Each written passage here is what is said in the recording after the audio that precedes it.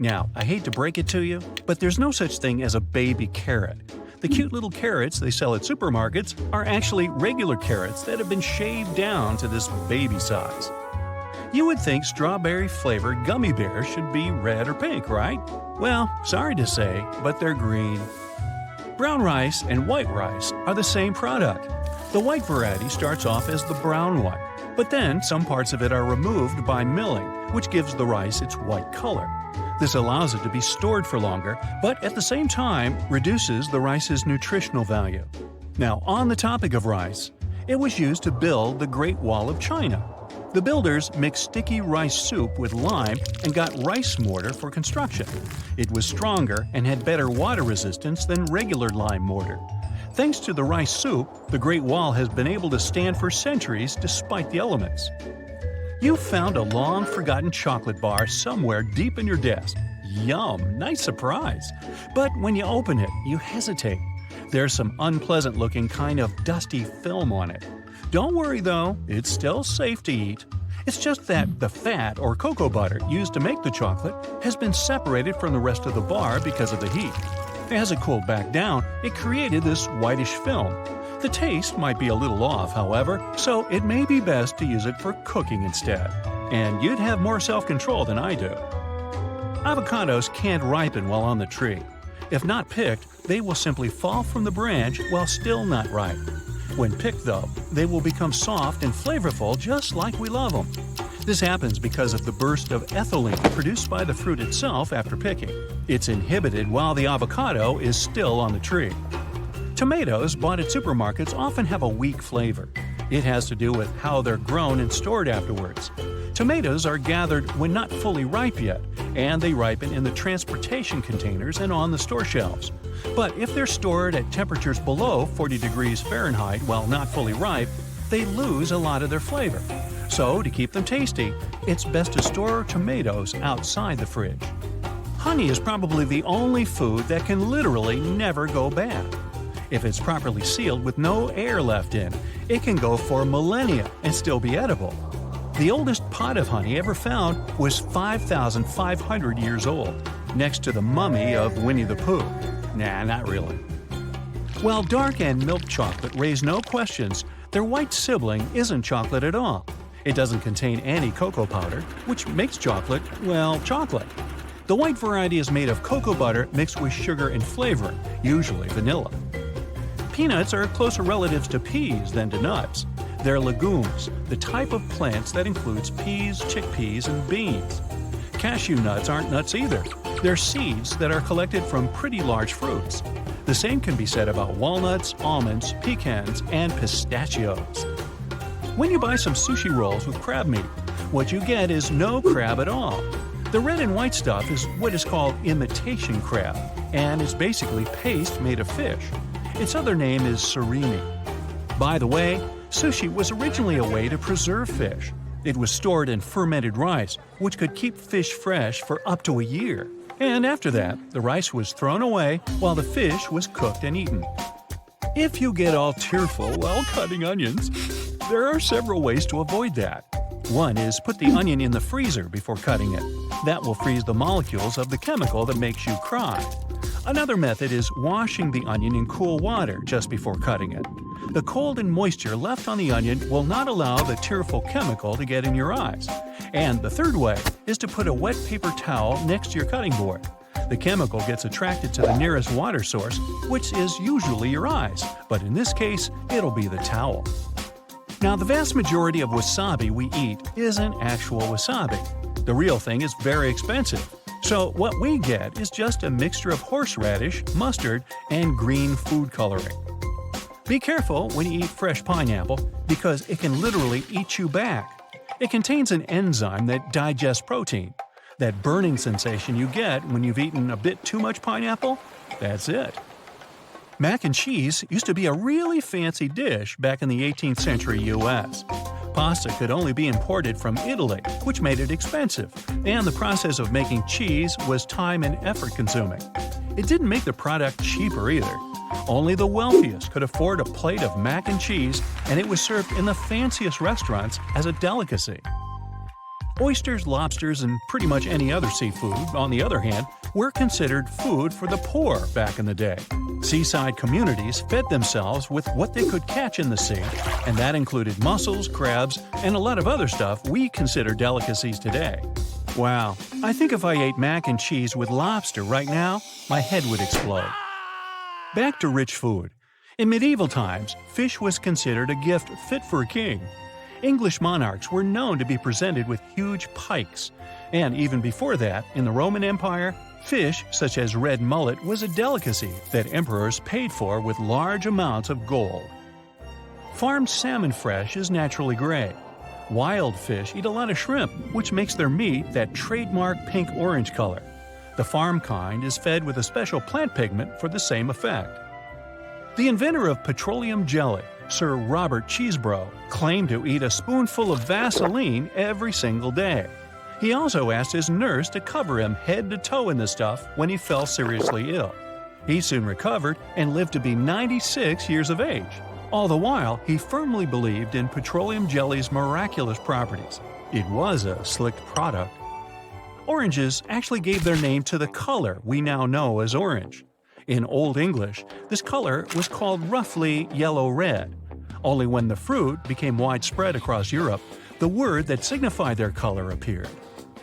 If you want to take a closer look at a beehive, make sure you don't have any bananas on you. The pheromone that alarms bees to rise and protect their home smells like bananas, so you're likely to become their enemy number one if you get too close. Milk was once proved as a material for plastic. It was biodegradable and non-soluble in water and virtually didn't burn.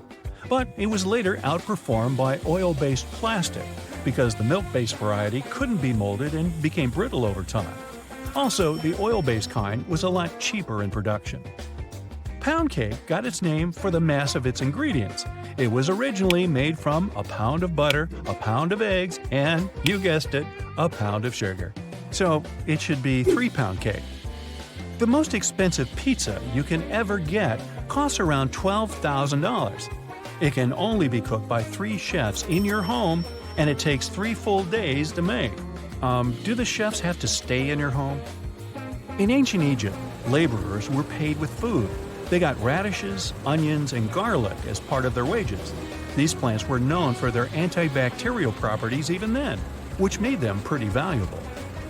Although the most widespread color of cauliflower is white, it also comes in green, orange, and purple varieties. They're more difficult to cultivate than the white one, but aren't much different from it otherwise. As for the overall number of varieties of cauliflower, there are several hundreds of them. To easily test the freshness of eggs, put them in a bowl of water.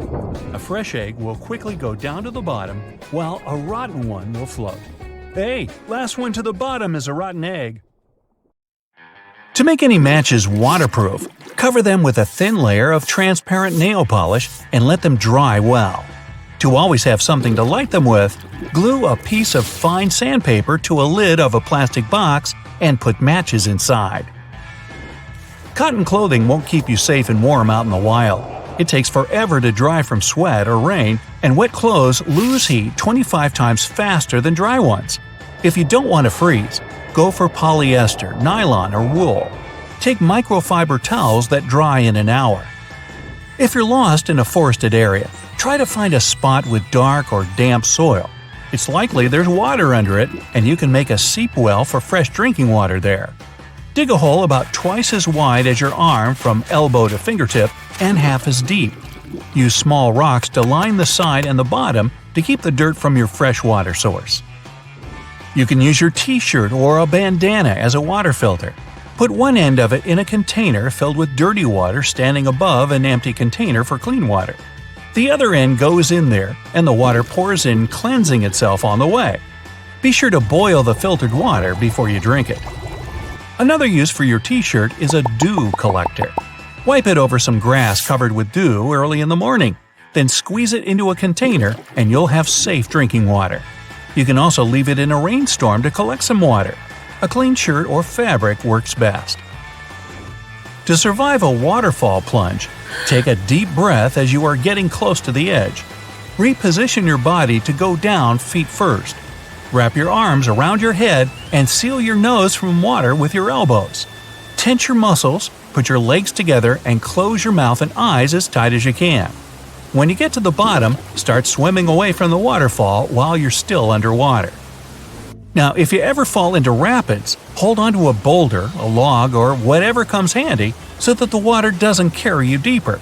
Throw off any heavy gear and start swimming downstream in the direction of the shore. Don't stand up and walk even if the water seems shallow, because the currents can carry you back. To come out of a storm dry and warm, you can make yourself a waterproof trash bag mini shelter. Just make a hole for your face and put it on. Use 2 bags to keep your feet dry, too. You can also build an A-frame shelter out of a trash bag. Find some cordage for the central rib. Split the bag into a blanket and cover the rib with it. Use 4 rocks to keep the corners down. If you hear thunder outside, count the seconds between it and the lightning flash. If it's less than 30 seconds, you've got to hide somewhere because the storm is too close.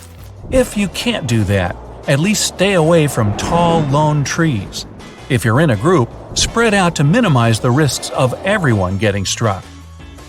To help your campfire keep you warm for longer, put some rocks around it. They'll keep the heat and spread it even when the fire is gone. You can also boil water with them if you drop a hot rock in a metal container with water. To escape quicksand, shift your weight to your right leg and shake your left foot to get it up to the surface. Get your left knee on top of the sand and shake your right foot to get it out into a kneeling position as well. When you're on solid ground again, carefully roll as far away from the quicksand as you can. If you find yourself trapped inside a cave, you have to stay calm and not use matches to light up your way. It can take some priceless oxygen from you. Protect yourself from breathing in dust with a t-shirt or whatever you're wearing. Just wrap it around your head. Make a whistle out of an acorn cap to call for help. Hold the cap with both hands between your thumb and index finger. Make a V with your thumbs near the top of the acorn. Hold it close to your mouth and let some air in that triangle in the cap. You gotta practice a bit to make a loud sound. To stay warm in the wild, use grass or leaves. Get them under your clothes or blankets for an extra layer of insulation. This tip works both for winter and summertime. You always risk losing more body heat than you can produce. To set a tree on fire even when it isn't dry, use the Swedish fire log technique. Set the log vertically, make a star-shaped incision as deep as possible. Put some splinters and dry grass inside the log and set it on fire. It should start burning quickly and last from 2 to 5 hours, no matter what size or type of wood you use. As you prepare to spend a night in the wild, find a big rock that can fit your sock or pillowcase. Put it close to your campfire to absorb some heat, but don't let it get burning hot. Turn it around so that it warms up on each side. Once it's ready, carefully wrap it in your cloth with 2 layers for better insulation and put it into your sleeping bag. In case you go kayaking and your vessel flips upside down, don't try to turn it over from underwater. Instead, get yourself out of it and swim deeper down and away from the kayak, and only then get out of the water. If you're nearsighted and lose your glasses or contacts in the wild, curl your index finger into a tiny hole and look through it. A pinhole works like a natural lens that lets the light through in one place and keeps things in focus. In case you're lost in the wild and want to escape as soon as possible, stop your attempts for the night. Hungry, nocturnal animals will just love to meet you out there. Plus, there can be insects and snakes on the ground that you'll never spot in the dark. If you don't have a sleeping bag, you better sleep above the ground. Don't climb on trees, you might easily fall from it at night. Instead, take any large piece of fabric, make knots on both ends, then tie a rope on each side and secure it between 2 trees. If you don't have a rope on you, why not? Nah, you can make one yourself out of plants. Just find some long grass, better dry one, and weave it together in a braid or just a cord. After a rendezvous with bugs and mosquitoes, put some toothpaste on the affected areas on your skin. Menthol will cool down those spots and reduce all the unpleasant sensations. A banana peel, some ice, or aloe vera will also work. To relieve a bad headache without a pill, chew on willow bark. It works just like aspirin. It shouldn't have any side effects unless you're allergic to aspirin or take too much of it. If you get lost, remember the rule of 3 to stay calm and do the right things in the right order. You can survive 3 minutes without air, 3 hours in extreme temperature, 3 days without water, and 3 weeks without food. So start with building shelter, then get water, and only then take care of food. You can clear your car windows of mist with a raw potato. Rub a half of it on the inside of your windshield to spread the starch evenly across the glass. When it dries up, it'll stay on the glass, and it won't get misty again. You can see clearly now. The fog is gone. Well, it's time to stretch your legs and take a walk in the park. The sun is shining, and you enjoy the weather and life on the whole. That's when you spot a rapidly growing vertical cloud. Bright white at first, it's approaching alarmingly fast, becoming dense and inky. The sky is darkening, and a gust of wind blows the hat off your head. And then your hair starts to stand on end. That's your cue to run for your life. You're about to be hit by lightning. At this very moment, positive charges are rising through your body. They're reaching toward the negatively charged part of the storm. If you don't react fast, these charges will meet, and it'll end badly for you. If there's nowhere you can hide, crouch down and try to make yourself smaller than the objects around you. Don't lie flat on the ground. It may be wet and thus a great conductor of electricity.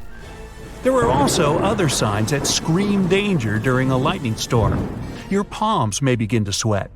You might hear bizarre crackling, buzzing, or vibrating sounds coming from metal objects nearby. Your skin can start to tingle. There might be a strange metallic taste in your mouth. If you're sure you're not chewing on tinfoil, then look out. Plus, you're likely to smell chlorine. That's ozone.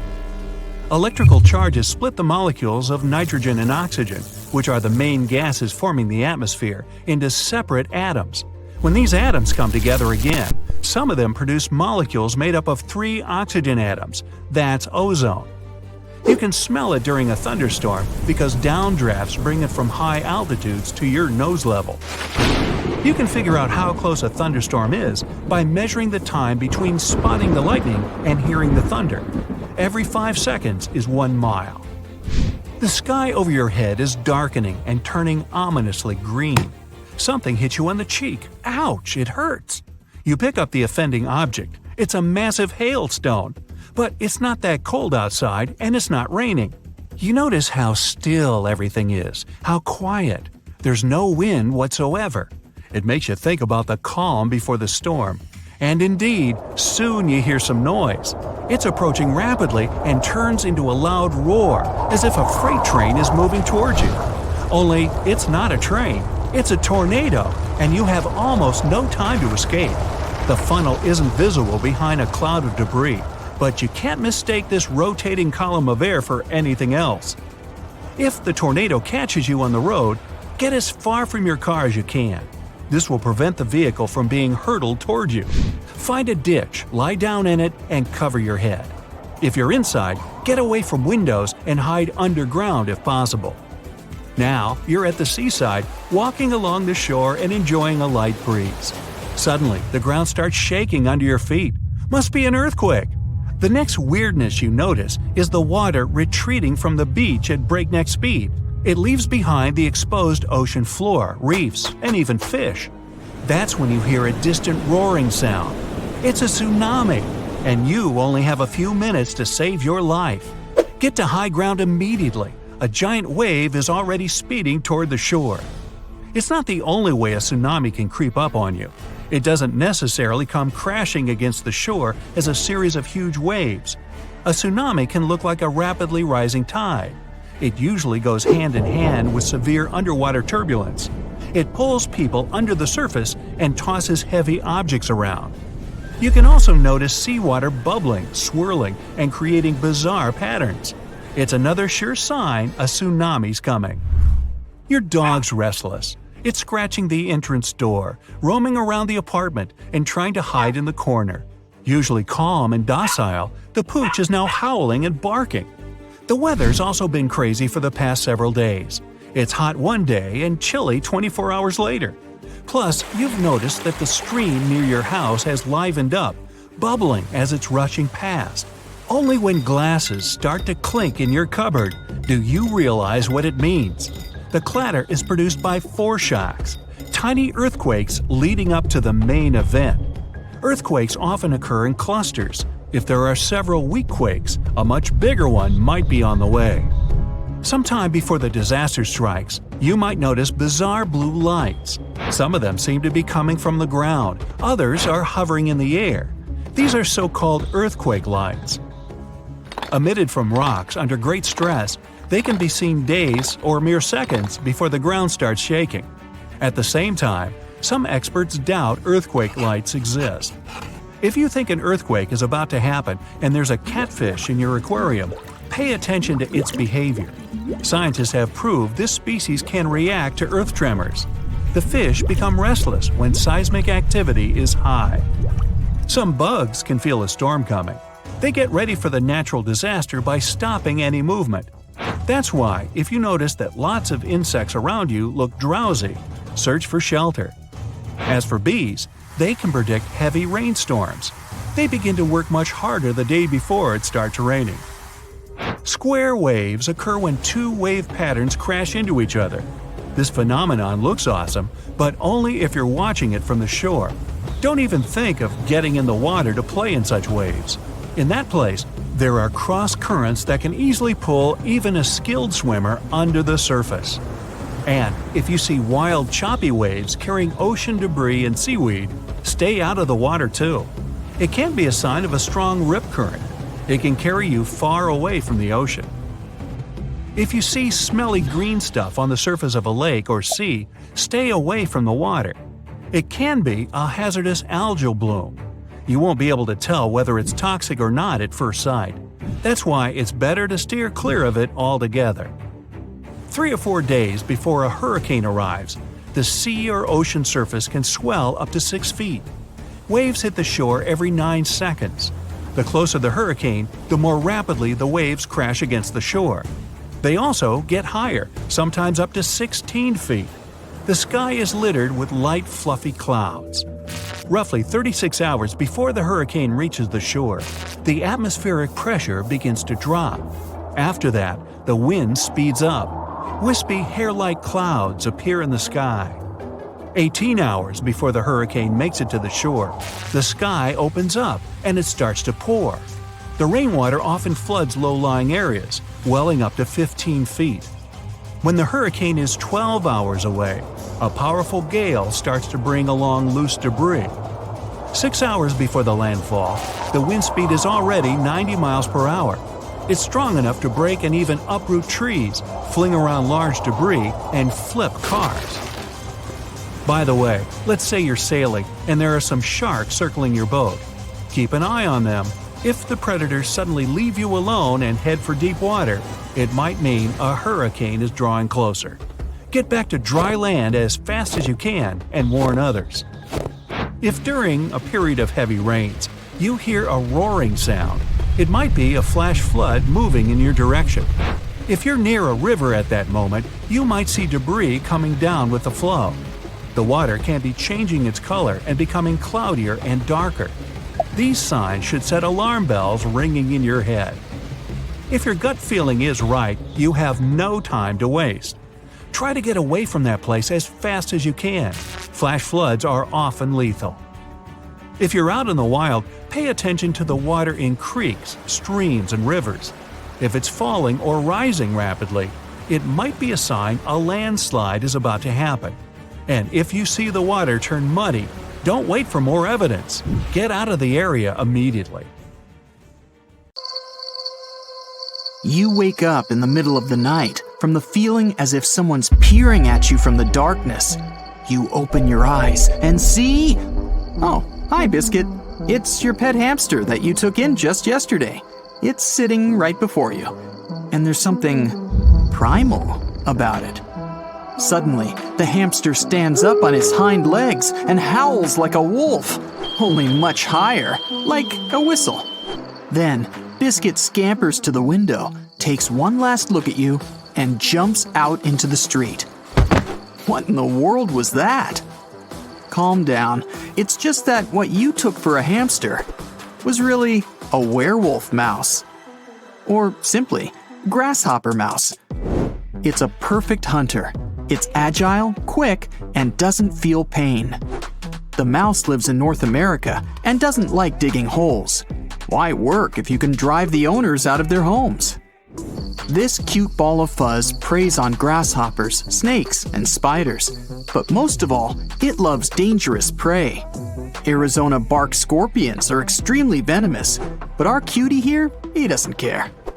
Over millions of years of evolution, the rodent learned to process scorpion neurotoxins into an energy drink. The venom is, for this mouse, like 100 cups of coffee for you. Plus, it helps you not feel pain. The more venom in the mouse's body, the more it looks like a Viking gone berserk. After the battle, the rodent raises its head into the night sky and howls. The sound is more like a whistle, but loud. If the animal howled in the center of a soccer field, you'd hear it from the stands.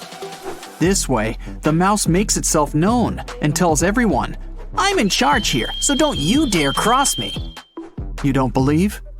Ask the poor scorpion. So when you woke up in your room, your mouse was singing a victory song. It may have just chased away a poisonous insect that had infiltrated your room. Nature took pity on humanity and made the grasshopper mouse small. But if you see one close by, then get out of there quickly. It means the werewolf mouse is hunting and there's a scorpion somewhere near. Mouse cubs, even in captivity, remain aggressive. They're like the Spartan children of antiquity. From the first days of life, they're ready to fight. Imagine that you got a job in a company creating our planet. You come to the office and your boss says, "Newbie, I need a project on a new animal on my desk tonight." Beside yourself, you tried a bit too hard, and the result was the platypus. The animal is covered with soft fur. It's got a tail like a beaver's, flippers, and a duck's bill. The platypus lays eggs, but it feeds its young with milk. You've got a crazy imagination. Male platypuses have venomous spurs on their hind legs. The venom isn't dangerous to humans, but you still better avoid petting the animal. If it stings you with those spurs, then a week of severe pain is guaranteed. What animal has the nastiest temperament on the planet? That's easy, a honey badger. Most of all, it resembles a skunk that visits the wrestling gym 5 times a week.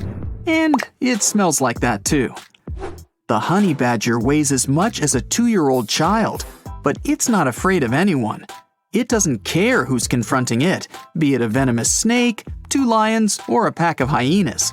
It'll attack them and win. You want honey? No problem. Befriend a badger, and it'll demolish a beehive for you. It's not afraid of stings. The honey badger has thick skin that's difficult to break through, and also sharp claws and strong jaws. The honey badger scares everyone in Africa, but it's got cousins in North America and Eurasia. Those guys have a bad temper too. Although it's difficult to call it a giant, wolverines will not hesitate to attack a bear or an elk. The animal grows no larger than a medium-sized dog. If you offended it, then I don't envy you. It's hardy, knows how to swim, and is a fast runner. Wide paws are like snowshoes and don't allow it to fall into the snow. You can't hide from a wolverine on a tree either. It climbs with uncanny agility. The wombat is a cute animal that resembles a fluffy bear. It's stocky and weighs as much as a German shepherd. The wombat lives in Australia, where it digs deep holes and has the most original protection in the world. If the enemy tries to get into its underground house, the wombat blocks the entrance with its, backside.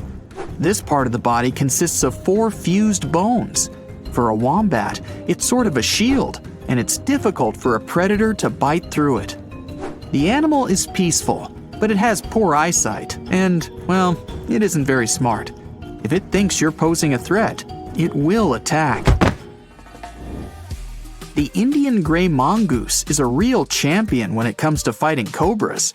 During the fight, it's beautiful and dances so fast that the snake doesn't have time to react to tricks. The cobra gets tired and decides to run away as soon as possible. The animal is protected from cobra fangs by its thick fur and immunity to cobra venom. Mongooses are relatives of cats and are popular pets in India.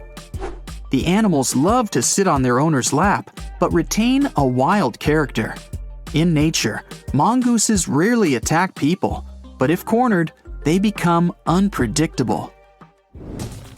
Nobody knows how many rats there are on the planet exactly, but at least twice as many as us humans. These are amazing animals that can laugh, dream, and feel stress. They live in packs and can hunt prey dozens of times larger than themselves. Scientists have found rat bite marks on the ribs of dinosaurs that are 75 million years old. They also have kings. They don't wear crowns though. It's the name for several rats whose tails are tied in a knot. The largest king ever recorded consisted of 32 animals. Possums have been around since the days of the dinosaurs. Their acting skills helped them survive to this day. As soon as danger appears nearby, this hero rarely rushes into the fray, but it doesn't run away either. It falls to the ground and starts, well, playing possum. It doesn't move at all and even slows down its breath and heartbeat. I'm sure this animal deserves an Oscar. For realism, this actor releases a scent. It's so bad that predators would rather stay hungry than approach a possum. The animal has no control over its acting ability. It's a natural response to stress. Possums aren't aggressive, but if cornered, they growl. Their fur stands on end, and they show their teeth. Small, but razor sharp. You won't call the Solenodon a nice guy. You can recognize it by red hair, a Pinocchio nose, and a hairless long tail. It's got sharp teeth, and special glands in its mouth make its saliva toxic. Surprisingly, the animal has no immunity against its own venom. That's why it's really careful while grooming. Solenodons are aggressive by nature. If it gets bored, it gets angry, grunts like a pig, and can lunge at anyone in the vicinity. Luckily, its toxic saliva isn't harmful to humans. The pygmy jerboa is the smallest rodent on Earth. It looks like a baby kangaroo and weighs a little more than a penny. The largest is the capybara, and it's difficult to look at without a smile. But this isn't the limit. Millions of years ago, a rodent the size of an African buffalo lived on the planet. Phobarames ate plants and resembled both a hippo and an overgrown guinea pig at the same time. Now, the next animal would easily win the first prize for the most unusual rodent on the planet. This monster is a naked mole rat. And yes, it's naked and lives underground. Its appearance is too much, even for a rodent. Most of all, the mole rat looks like a sausage from a horror movie. But that's not the point. On average, a rodent of this size lives for 2 to 3 years. Naked mole rats live in the wild for 30 years. Imagine if people could live to be 1,000 years old. For a rodent, 30 is pretty much the same. Scientists believe that perhaps this unsightly digger will help humanity solve the problem of aging. One family can have up to 300 naked mole rats. In the concrete-hard African soil, they dig cities the size of 6 football fields.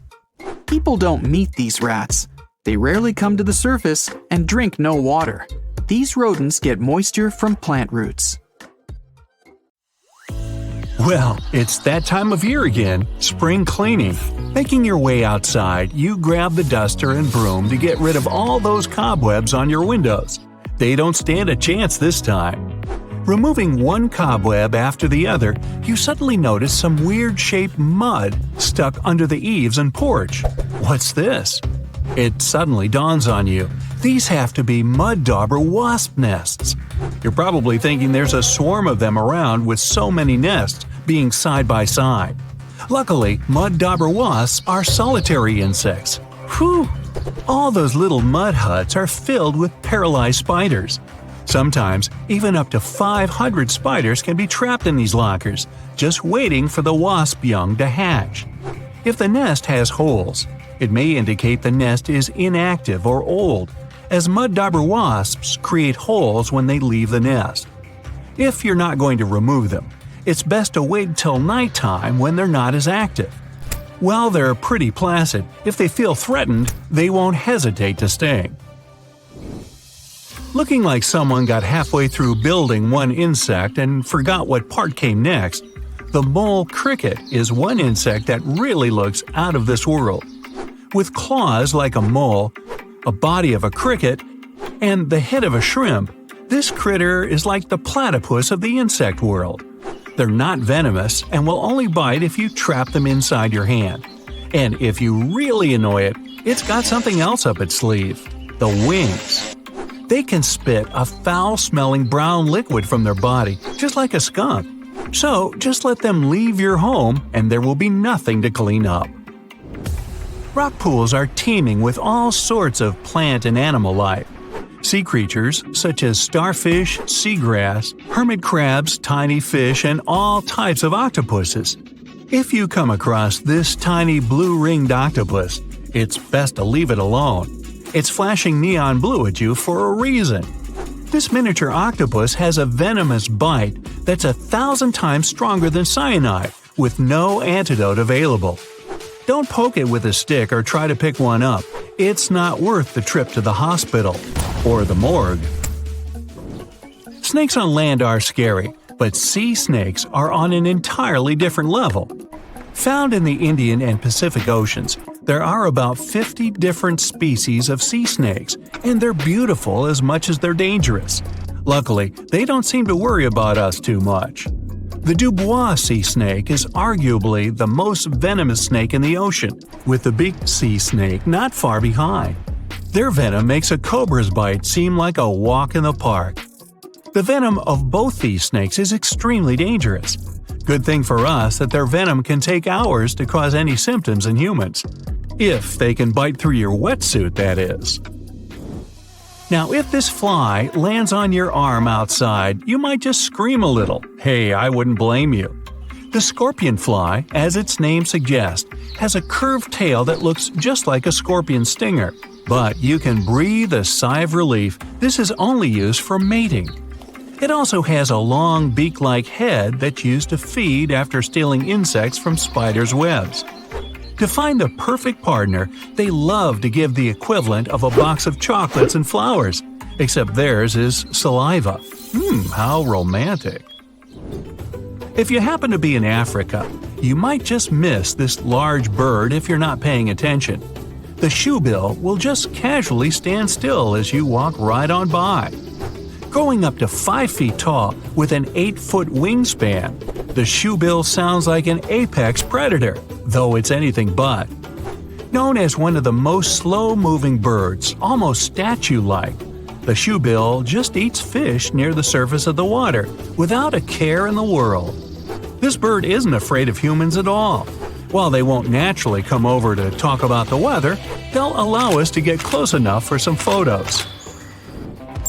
Now, if you hear a small squeaking sound while you're in the garden, it could be a mouse, a squirrel, or a rhinoceros beetle is letting you know that you are too close. They love to make a racket when bothered.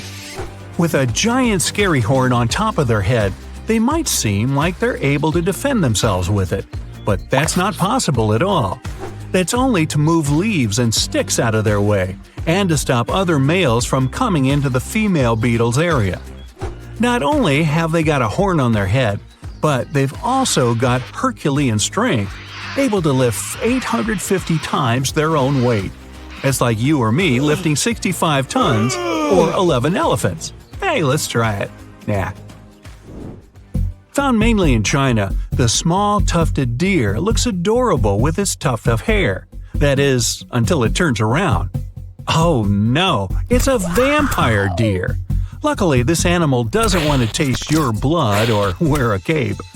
Only males grow these during the mating season rather than antlers to fight over territories in female tufted deer. These fangs are more like elephant tusks than sharp teeth. Not only do they have fangs, but they're also known to bark like a dog and flee like a cat when they're scared. Red sky at night, sailor's delight. Red sky in the morning, sailor's warning. No one said anything about a red tide, though. The red tide is a toxic algal bloom that rises up from the seafloor after particularly bad storms. This algae looks a lot like spilled ketchup or rust in the water, but it's much worse for the life around it. Fish and marine life will try to escape once exposed to the toxic algae in their water. It's not particularly harmful to humans who are exposed to it, but if you eat seafood contaminated with its toxins, things can become a bit more serious. So, if the sea is red, just stay out of the water. Some spiders love to show off with bright colors to show they're dangerous. Not the Sydney funnel web spider of Australia. This glossy black spider doesn't need theatrics to prove it's tough. These bad-tempered crawlers cause serious alarm when they decide to bite us. It can shut down our entire nervous system in as little as 30 minutes. Making their web in any shelter, like old logs, shoes, or even garden gnomes, the funnel web spiders like to live close to our surroundings for easy food. When they get tired of an area, they just leave their web behind and wander off to find somewhere new. Perfect. Some say honey badgers don't care, and I think they might be right. When you're brave enough to take food away from a jaguar, lion, or hyena, hey, what do you got to fear? These tough relatives of the weasel aren't just ferocious, they're super smart. Known to even use tools to escape from enclosures. Objects like rakes, stones, and mud just become things to climb for freedom. Aside from their physical similarities to the skunk, the honey badger also boasts a dangerous gland in its tail containing a powerful stink machine. So they're tough, stinky, have extremely stretchy and strong skin, and to top it all off, they've got a strong immunity to scorpions and snakes. The best thing to do if you walk into a honey badger is to leave it alone. What chance do we have? Ever heard of the fungus strawberries and cream? No? What about its other name, the bleeding tooth fungus? This fungus isn't toxic, but tastes so bitter that you might think twice about trying some. When young and growing, this white mushroom appears to have red jelly coming out of its pores. This sticky liquid is sap that's pushed up from taking on too much water. The adult mushroom is just a boring beige compared to this. Underneath the mushroom cap, where its spores are produced, it has a tooth-like structure, just to make it even weirder. Tasmanian devils have a reputation for being bad-tempered when threatened by a predator, fighting other males, or getting a place at the table for dinner. They're dubbed devils because of the teeth-baring, lunging, and one of the scariest shrieks you'll ever hear in the middle of the night. They'll also eat pretty much anything they can get a hold of, too. They don't habitually go for people, although they will defend themselves if they're cornered. With such a powerful bite, you wouldn't want to be on the receiving end. Good thing the Tassie devils would much rather escape as well. It happens every 43.8 seconds. I'm talking about car theft in the USA. Yep, every minute someone loses their precious vehicle to crooks. If you want to learn more about these heartbreaking stats, here you go. Over 800,000 car thefts were reported in the US in 2020 alone, and Ford pickups win the award for the Crook's Choice, since it was the one most frequently stolen. Also, New Year's Day had the most thefts. Seems like we all need to keep an eye out for our cars. First things first, it's very unlikely that someone may steal your car while you're on the move. But once you park it, it gets way easier. So, you need to park responsibly. Yeah, sometimes you might need to walk a bit more, but it's worth it if it means leaving your car in a well-lit place. Improperly parked cars are often taken away by tow trucks. Turns out, not all of them are real. So, should you ever see one near your car, check whether it's real or fake. A real tow truck should at least have some branding on it, and its crew should be wearing a uniform. Remember I told you it's not that easy to steal your car while you're on the move? Sorry, but that's only partially true. Carjackers don't really care about the fact that you're sitting in your car. The trick here is simple. Even if you're inside your vehicle, always make sure to lock your doors. Carjackers often have shady schemes of how to lure car owners out of their vehicles. They may even set up a trap and sort of stage a car accident. So even if you see that your car has been bumped from behind, don't rush out of it instantly to check on it. Just wait a little bit to pull over. Make sure the place where you stop is safe and there are people around you. In case you get suspicious, it's better to call the police. If you're ready to shell out some money to protect your car, here's some info. You can install a remote car starter. It's not just a great thing for those who live in colder climates and who need to start their car beforehand. Its main advantage is that you can't drive away with a car started like this, since this mode doesn't allow you to shift gears. Any car has a vehicle identification number, or simply VIN. This one may seem pointless, but here's a trick. When thieves sell a stolen car, they do VIN switching. It's when they want to disguise a stolen vehicle and use another VIN from a similar car. But if you etch your VIN on each window of your vehicle, crooks will instantly see that you're interested in protecting your car. Plus, such a vehicle will seem spoiled for them. After all, they'd have to do the VIN switching, plus they'd have to come up with a plan on how to fix the windows, as they have the VIN etched on them. They'll probably need to change the windows altogether, and that's pricey. So reselling such a car would appear too time-consuming for crooks, and they aren't willing to put in that much effort. Come on, these guys don't even work. They're way too lazy to deal with those windows. By the way, some specialists can do this etching for you, so you don't have to deal with it yourself. By the way, if you want to buy a used car, a VIN can help you a lot. Some cars are sort of cloned, which means their VIN isn't real, but was simply added to the plate manually. So you have to check all the documentation before buying a used car. Pay special attention to the DVLA V5 documents and make sure that the VIN there coincides with the VIN on the vehicle. Here's another protection gadget. It's called a smart car alarm, and its sound is even nastier than the sound of an alarm clock. It can do two things. First, it makes a super loud sound that can both scare away intruders and attract witnesses. Second, it can send you an alert in case you somehow don't hear the deafening sound it makes. There's another secret mechanism that can protect your car. You can install an emergency stop button that you can wire to the ignition, battery, fuel line, you name it. When you get out of the car, you simply need to flip the switch. Even if crooks steal your keys somehow, it won't help them. They need to find the switch to start the car first, and it's up to you where to hide that switch. We all know that the more security you have in your car, the better. Crooks don't like to mess with technologies, and the statistics prove it.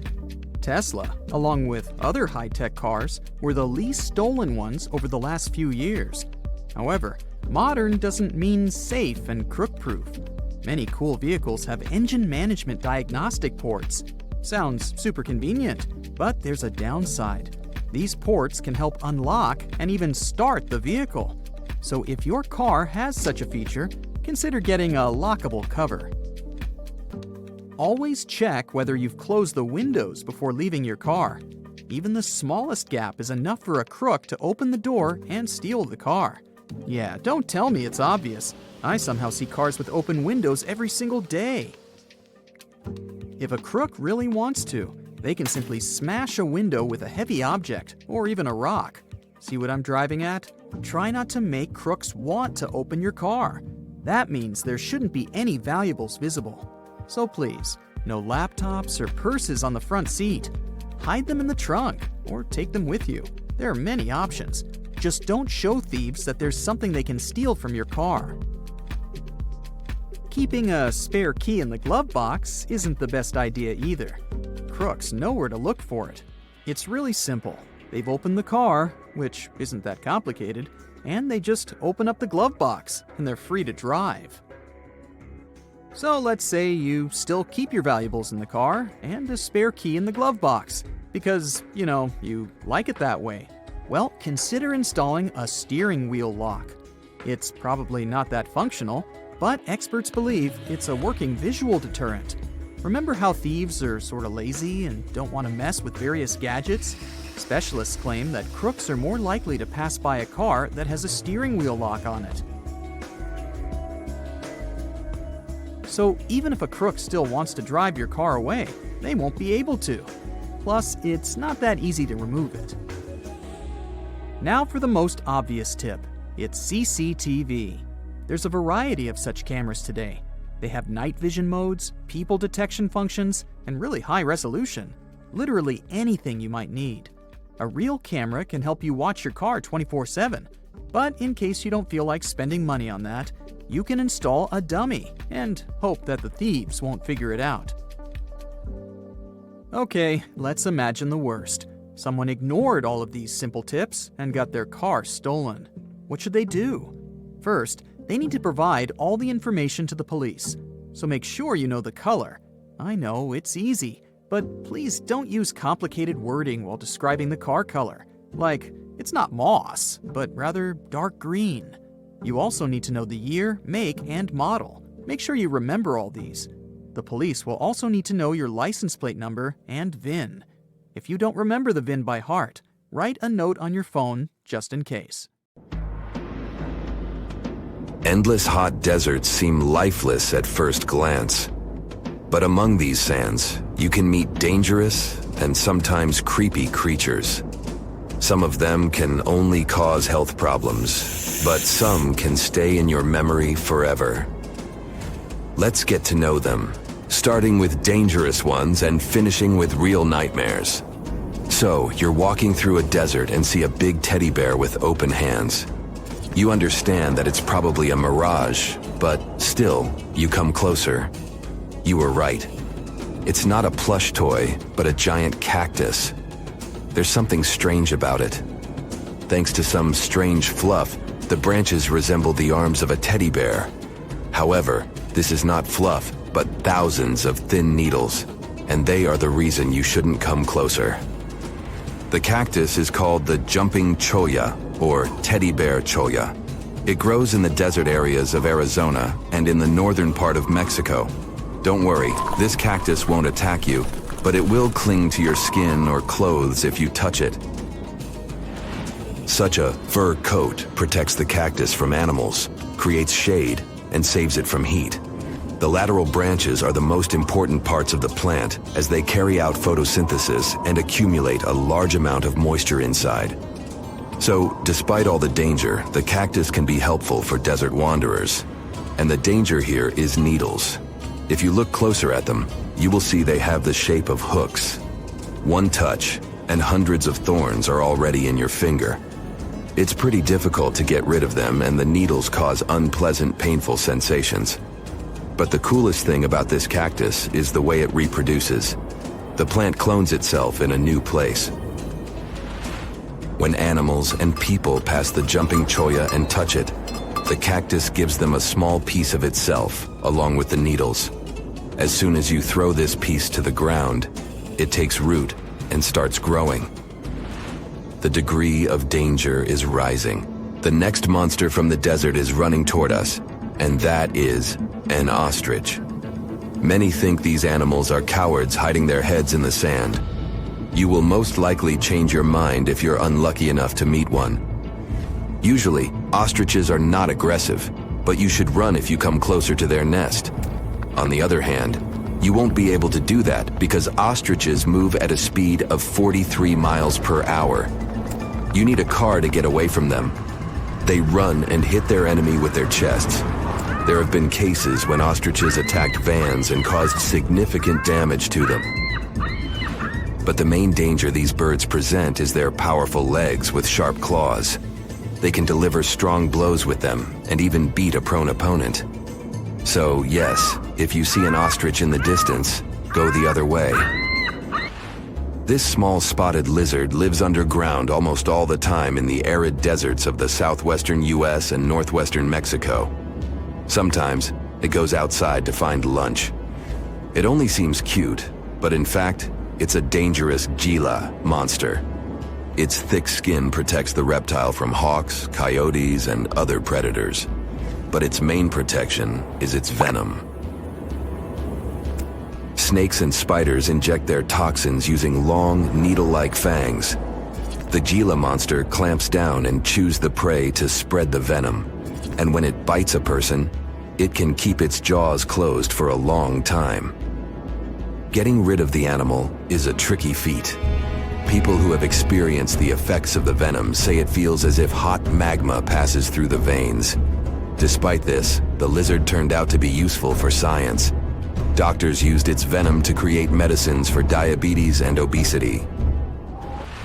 The time has come. Now you're about to meet one of the creepiest creatures living in the desert. Be quiet and listen to the silence. Stand still. There's no one around. Suddenly, you hear some hissing coming from below. You lower your head and see it. A big yellow spider the size of a human palm with strong jaws and long legs hides in the shadow of your body. In horror, you run away from this monster, but it goes after you. It isn't easy to do it in this situation, but try to calm down. The creature isn't interested in you. It wants only your shadow to hide from the scorching sun. Anyway, it's better not to touch it. The powerful jaws of the camel spider can cause unpleasant sensations, to put it mildly. And, by the way, this creature isn't really a spider. Yeah, it belongs to the class of arachnids, but it's a separate species, Sulpagid. It likes to bite. It's fearless and pretty aggressive. The spider preys on insects, lizards, rodents, and small birds. It can also move at a speed of 10 miles per hour. For their small size, this is very fast. You need to be a professional athlete to run away from it. Most often, you can find camel spiders in the deserts of the Middle East, but they also live in Mexico and the southwestern US. These runners are nocturnal and try to avoid the sun during the day, so they are always hunting your shadow. By the way, they got their name because they often hide in the shadows of camels. You won't hide from them during the day, but they will also want to come after you at night, especially if you make a fire. Sulpugids always run to the light in the hope of eating something. Some species of these spiders make a hissing sound to scare their enemies away. Now, let's calm down for a second and leave the hot desert. We're going into the humid tropics of Tanzania.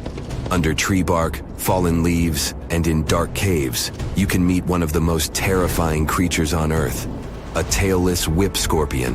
Imagine a big scorpion without a tail, with a flat body that looks like it has been pressed by something. It's similar to spiders, but has no venom glands and can't spin a web. This monster is silent and fast, but the scariest thing is its 2 front claws, twice as long as the creature itself. Any prey it catches will never escape. Life in a dark cave has spoiled its eyesight, so the whip scorpion tries to avoid sunlight. During molting, it climbs up to the ceiling and slowly comes out of its old skin. Imagine directing your flashlight there and seeing small cocoons out of which pale spiders with excessively long legs crawl.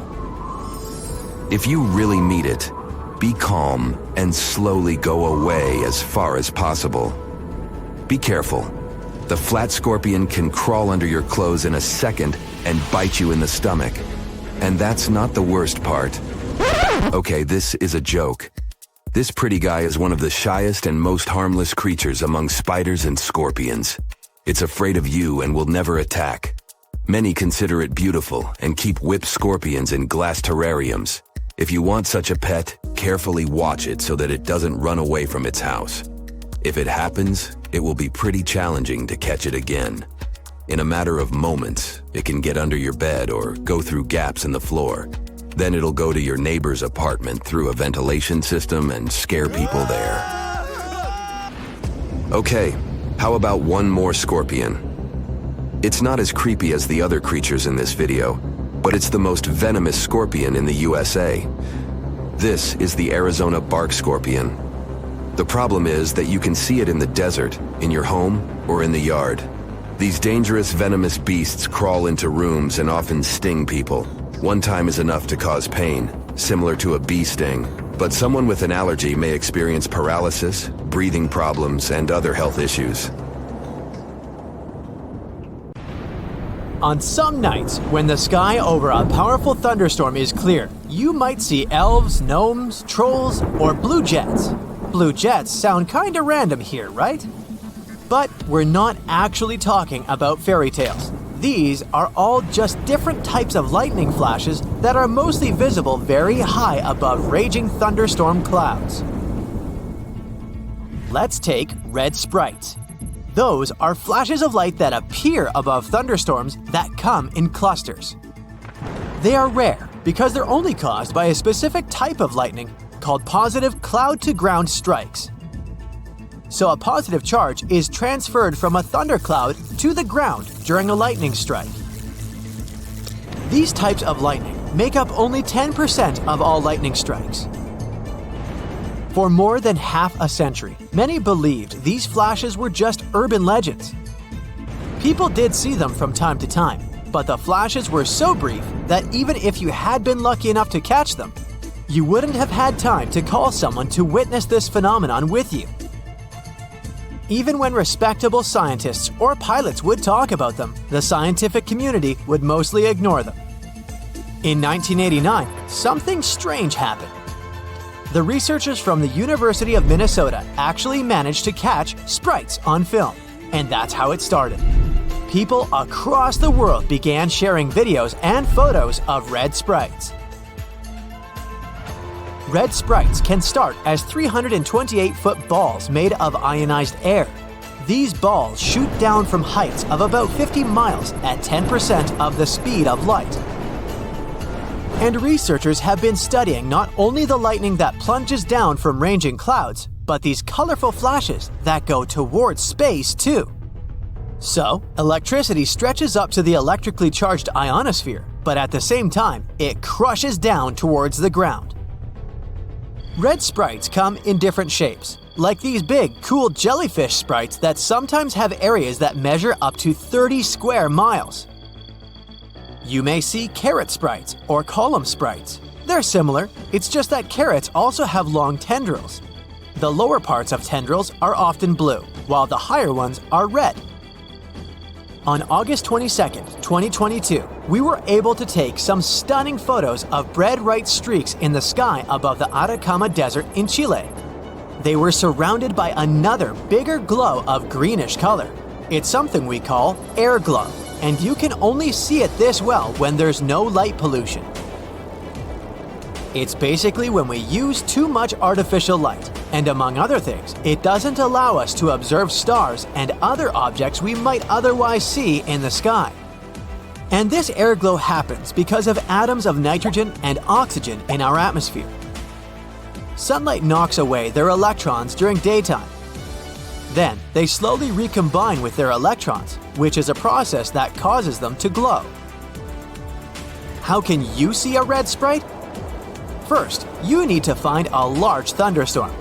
They're more common during summer and spring, for example in June. Of course, sprites can appear at any time if there are powerful enough storms with lightning at ground level.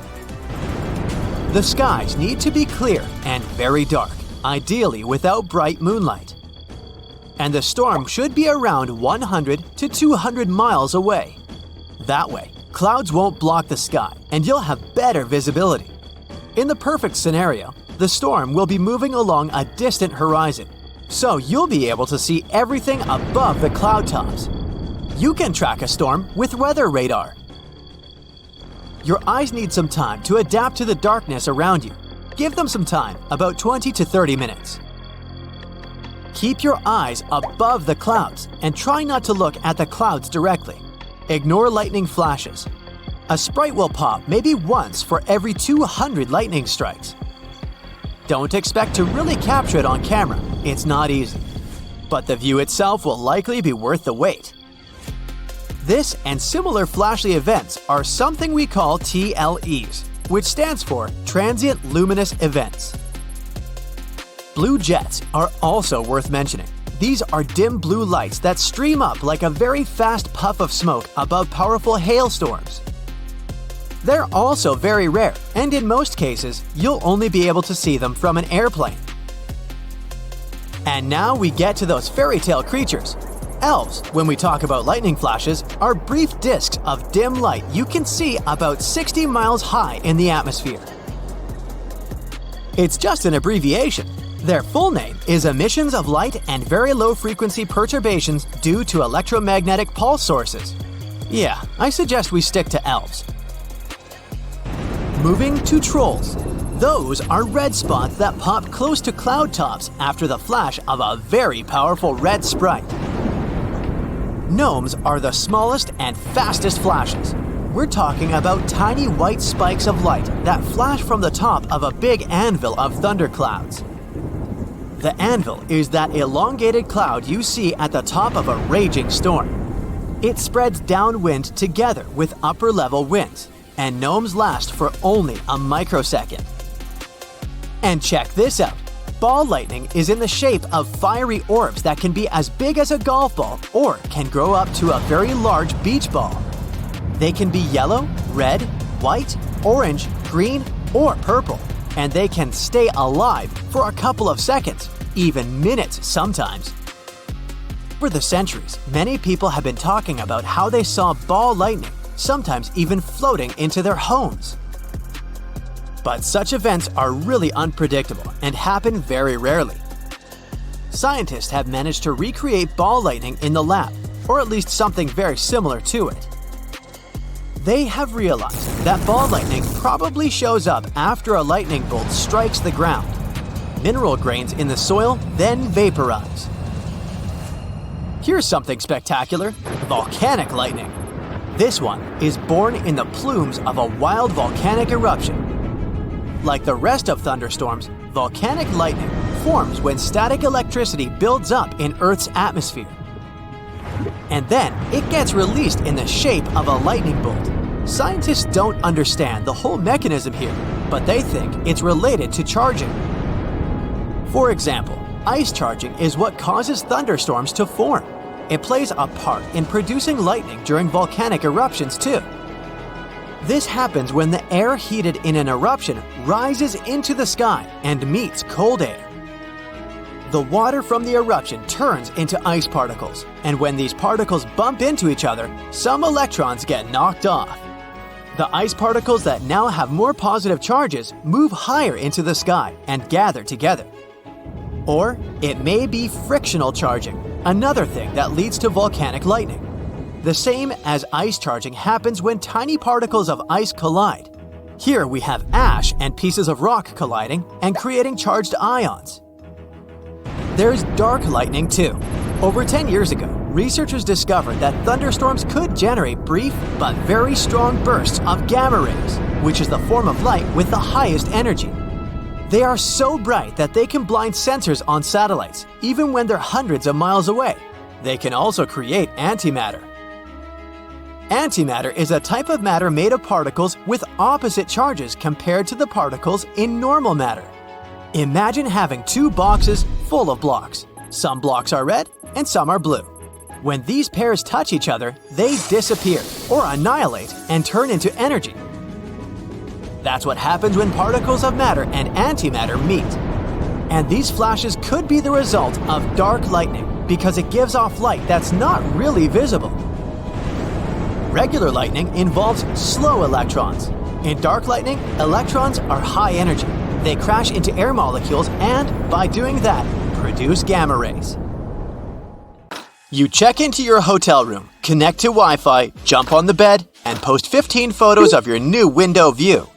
When the initial surge of excitement is gone, you notice a suspicious blinking light on your big TV. Could it be that someone is watching you? Or have you just seen too many spy movies? Well, hidden cameras come in all shapes and sizes. Large ones are easy to spot, but the small ones can be really sneaky and inconspicuous. They can be hiding behind furniture, in decorations or vents, and anywhere else you'll have trouble noticing. There are even special cameras that can be hidden in everyday movable objects like alarm clocks, picture frames, vases, and lamps. Check to see if these objects are facing at a strange angle or if they're positioned to get the best view of your room or bathroom. The easiest way to spot a hidden cam is to look for the lens reflection because all cameras come with lenses. Turn off the lights and slowly scan the room with a flashlight, laser pointer, or a special wireless spy cam detector. It comes with infrared scanning lights and one illuminating light. When you find a reflective red spot, you gotta turn on the flashlight to help check if there is a hidden camera. Definitely check the vents along with any other holes and gaps in the walls or ceiling. Some advanced detectors even show you what the camera is seeing, making it way easier to spot and disable. The detectors only work on cameras that are turned on and working normally though. Your mobile phone can also help you find some hidden threats. Turn on Bluetooth and walk around. See if any unknown devices pop up on the screen. Another idea is to install a network scanner app that shows all devices that are connected to the Wi-Fi network you're using at the hotel. When it's done scanning, study the list for devices called something like IP camera or cam. Plus, you can put your phone on selfie mode, turn off the light and close the curtains, and look around the room slowly while focusing on the screen. Keep an eye out for purple or white lights on the screen. You can play detective some more and call your friend or family member and start walking around your room. Secret cameras should emit a sort of radio frequency. It will most likely interfere with your phone call signal. If you start hearing any weird noises while you're on the phone in a certain area of your room, make sure to inspect it carefully. Check out the light switches, electrical outlets, lamps, and other objects you normally wouldn't pay attention to. If they look a bit crooked, have a hole, or seem misplaced, it could be a sign that someone tampered with them. Many spy devices need wires, and whoever installed them had to hide those wires, often behind the vinyl baseboard. That's why the place where the floor and the wall meet is another area you should check. Ridges, bumps, or discoloration could be a sign there's a microphone hiding there. The same goes for spots on ceilings and walls, even if they're not larger than a coin. If you do find a hidden camera or something looking suspicious, don't shy away and let the hotel administration or your booking service know about it. Don't try to touch or move the device yourself. If the hotel denies everything, contact local law enforcement. After you've scanned the room for cameras, check out the mirrors. Someone could be watching you from the other side. First, see if the mirror is built into the wall or can be adjusted. If the mirror is semi-transparent, it will be built into the wall. You can do a simple test to check the mirror.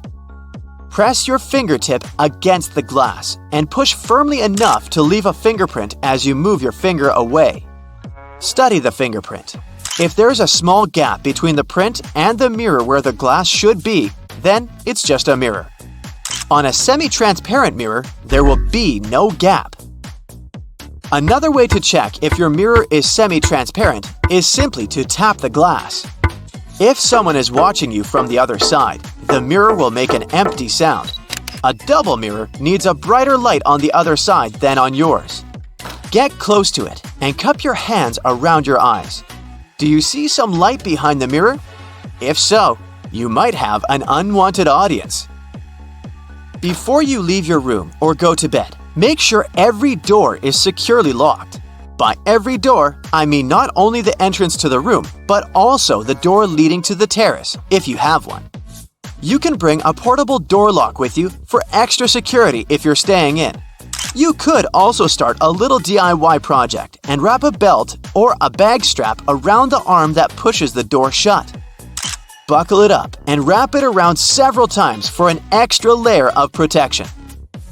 Another idea for when you're about to nap or go to sleep is to build a pyramid of stuff by the door. Glasses and mugs will do perfectly. If someone tries to get inside while you're sleeping, there'll be some serious noise. Intruders prefer to keep it low-key, so they're highly likely to give up on robbing you straight away. If you travel with some valuables and don't feel comfortable leaving them around the room, you could put them in the safe inside your room. But because those safes use passcodes instead of physical locks, someone from the hotel has to know the master code to unlock it, just in case. So, you can bring your own safe with you instead. You can find the ones looking like books on Amazon, for example. They're made of strong metal and textured paper. They come with a combination lock and have enough room to fit your passports, cash, and jewelry. In case you have to leave your laptop in the room and want to make sure no one plugs in a USB drive to steal your data, here's what you can do. Leave a bottle of water or some other item next to the USB port. Measure the distance. Let's say it's 1 thumb length away. For someone to plug in their device in the laptop, they need to move the bottle. You can take it one step further and drop a pen parallel to the laptop under a certain angle.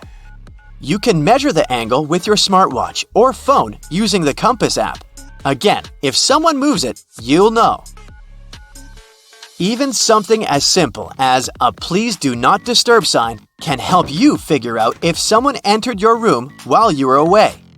Make it look like you left in a rush and the sign accidentally stuck between the door and the door frame. If you come back and the sign is hanging freely, then someone must have ignored it and tried to disturb you. In that case, you can contact reception and ask to send someone to enter the room with you to keep you safe. If you care about the cleanliness of your room as much as you do about your belongings and your personal safety, this one's for you.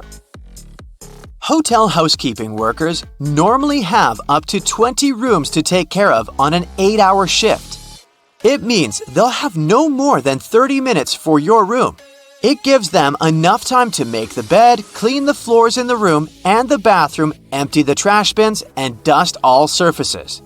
But they rarely have the time to take care of smaller objects like light switches, door and drawer handles, and remotes. And yes, these are exactly the objects you'll be in contact with the most. They can actually have more germs than the toilet. So, if you want to be sure those germs won't land on your hands, bring enough antibacterial wipes to clean all those things before you touch them. Ah, a purple sunset. You must have seen one of those at least once in your life. Normally, it's nothing ominous and has to do with the way light travels. The light that the sun produces is white. When it goes through a prism, you see light waves of different colors, from red and orange to blue, green, and indigo. Light normally travels in a straight line if there's no obstacle in its way. The shorter light waves, including blues and purples, are scattered easier when they meet with those obstacles, like molecules and aerosols in the atmosphere. Because the sun is low on the horizon at sunset and sunrise, its light has to pass through more molecules that scatter the violet and blue light. The colors that your eyes pick up, then, are yellow, orange, and red. But with the right conditions, you can see the gorgeous purple sky. Sometimes purple sky appears for much scarier reasons. It can be caused by hurricanes, wildfires, or dust storms. The concentration of vapor in the air increases, and the light scatters more than usual. Dust, a setting sun, and low cloud cover all contribute to this natural show, too. The sky turns orange and red at dusk if there's still enough light. Then it gives off pink hues, which mix up with a dark blue sky above. Now, do you remember what happens when you mix pink and blue? You get the color purple. Not every hurricane makes the sky turn purple, and trying to predict if it's going to happen is like trying to forecast a rainbow. Still, people reported several major hurricanes made the skies turn purple. Now, green skies might look just as spectacular as purple ones, but they actually also scream danger. They're usually there to tell you a thunderstorm, hailstorm, or a tornado is somewhere nearby. The unique color is a result of yellow sun rays getting mixed with the blue light coming from storm clouds.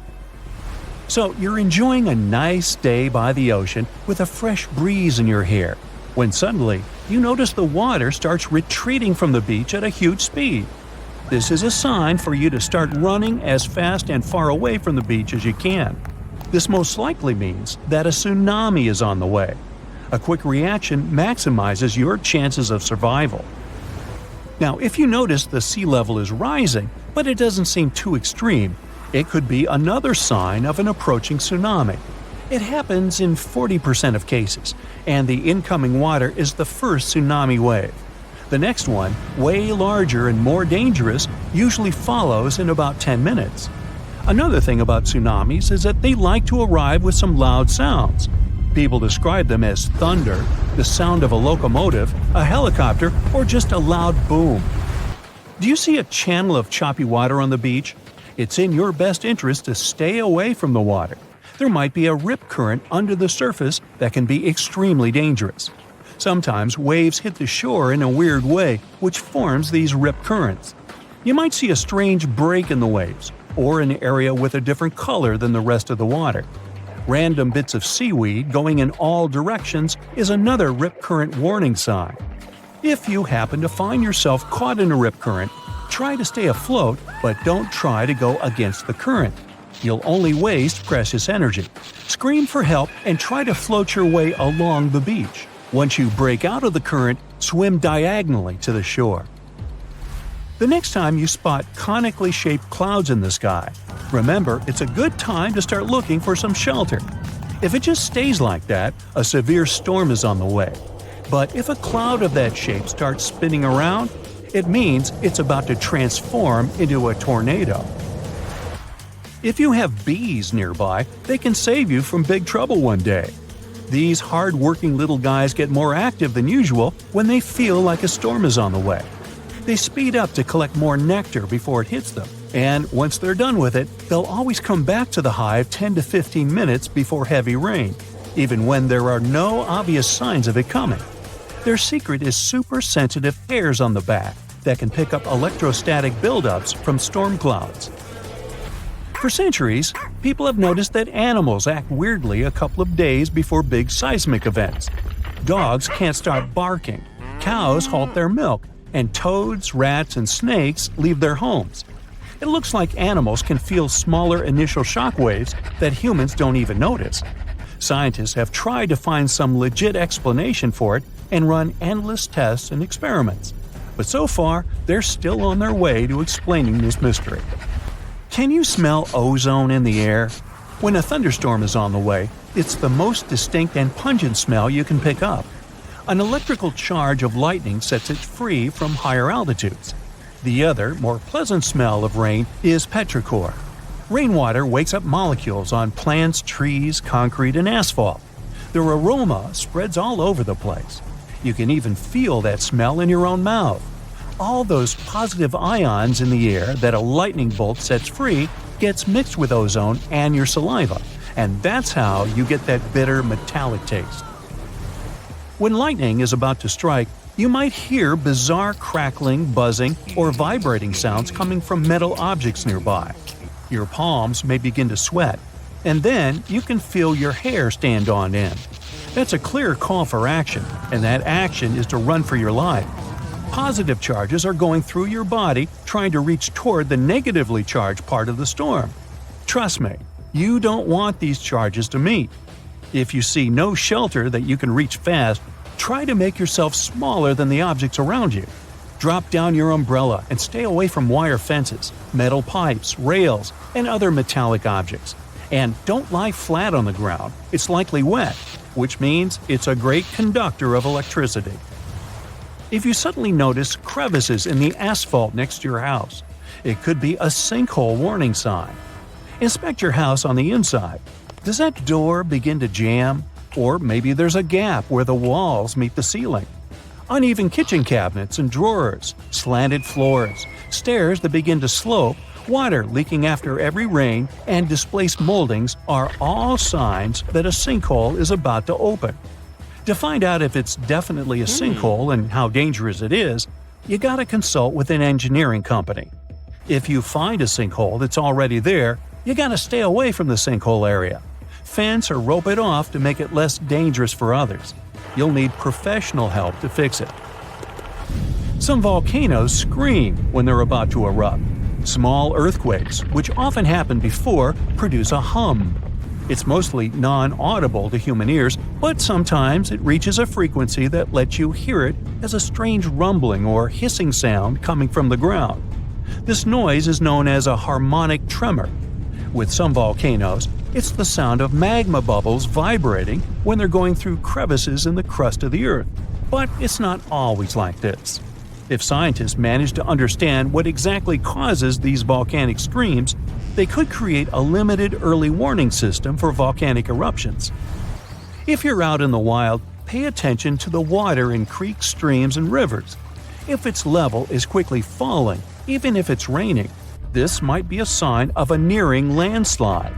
And if you hear a faint rumbling noise or unusual sounds, like boulders knocking together, it could mean debris is on its way to you. It's a sign to head to safety immediately, like right now. No, you couldn't help yourself. You snap a vacation selfie with your fingers in a peace sign and post it to your social media. It gets you likes, comments, all that good stuff. The next day, someone breaks into your banking app. Someone just stole your identity, all thanks to that innocent little selfie. The peace sign first became popular about 70 years ago. Back then, no one could have imagined it could cost you all your precious personal data. Nowadays, you can use your fingerprint to unlock your smartphone, tablet, and laptop. If someone can get your fingerprint, they can get access to basically everything. Japanese researchers managed to scan and copy fingerprints from a photo taken about 9 feet away. Normal quality, fingerprints in focus, and some good lighting. That's all it takes, apparently. The better the image quality, the easier it is. So if you have one of the latest phones, you're in a high-risk zone. Any old 3D printed finger won't unlock a phone, though. Most newer models have fingerprint readers with tiny electrical circuits. When they come into contact with the ridges on your real fingers, they recreate your fingerprint pattern. Human skin is conductive, and 3D printer ink isn't. But scientists found a way around it. They used an inkjet 2D printer, conductive ink with tiny metallic particles in it, and regular paper. And it worked. Your fingerprint data is really valuable because it's more vulnerable than any password you might have. If something weird happens, like you get a suspicious email or text, you can just change any password you want in a few minutes. But you can't exactly download a new fingerprint. How would that even work? When someone gets access to your fingerprint, there's big money involved. Unfortunately, it's your money. Cyber bad guys can get rich off that kind of data. You probably use your thumb to log into apps, including your banking ones. That's your money and personal info up for grabs to the highest bidder. If someone gets access to your health records, they can order expensive equipment in your name and resell it later. Or they can just go to the doctor or dentist for free. The good news is, scientists are on it. They've invented a clear sticker that has a fake finger vein pattern imprinted on it. It'll stop people from stealing your identity, but still let you use your fingerprint to unlock your gadgets. It's still a work in progress, though. Another option is called liveness detection. After your phone reads your fingerprint, it asks you to nod, wink, or smile. That way, the phone knows the fingerprint's attached to you, a real person. There's no way to fake that. If you rock the peace sign every chance you get, you might want to come up with a new signature move. That's the hang loose, the double thumbs up, and that awesome one where you put your chin between your thumb and your index finger. Or just keep it up, but disable the fingerprint reader on your phone.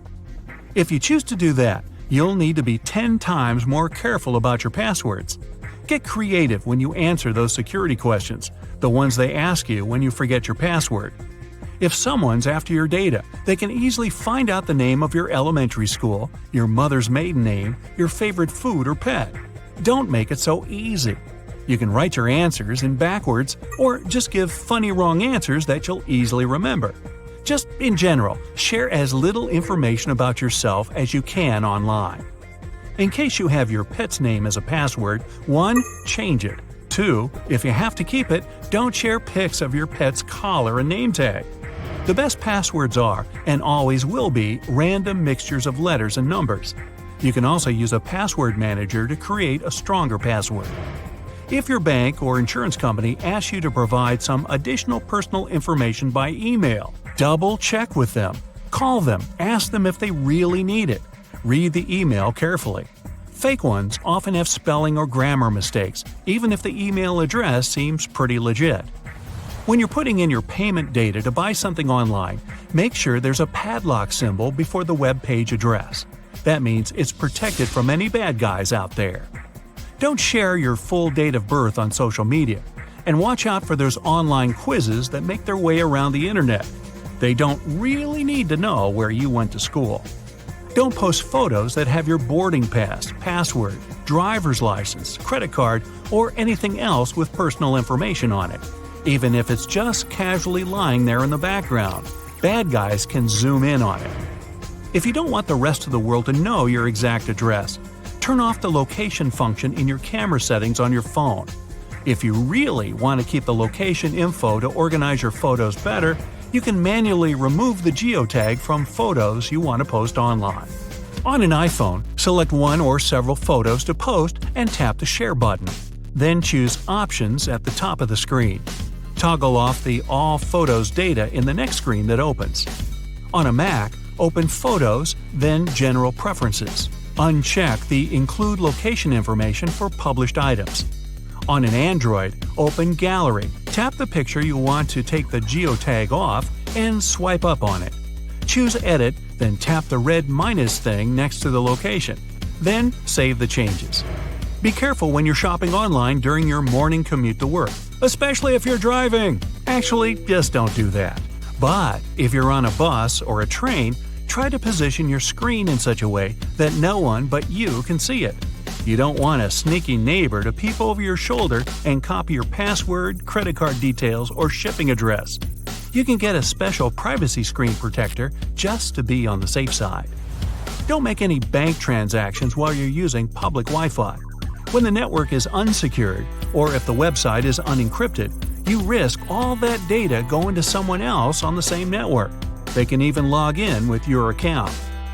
Disable push notifications on your phone, or at least limit what you can see on the lock screen.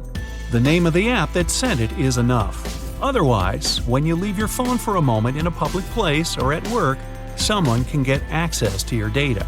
They won't even have to unlock your phone to read the message or notification. Never submit your confidential information over the phone.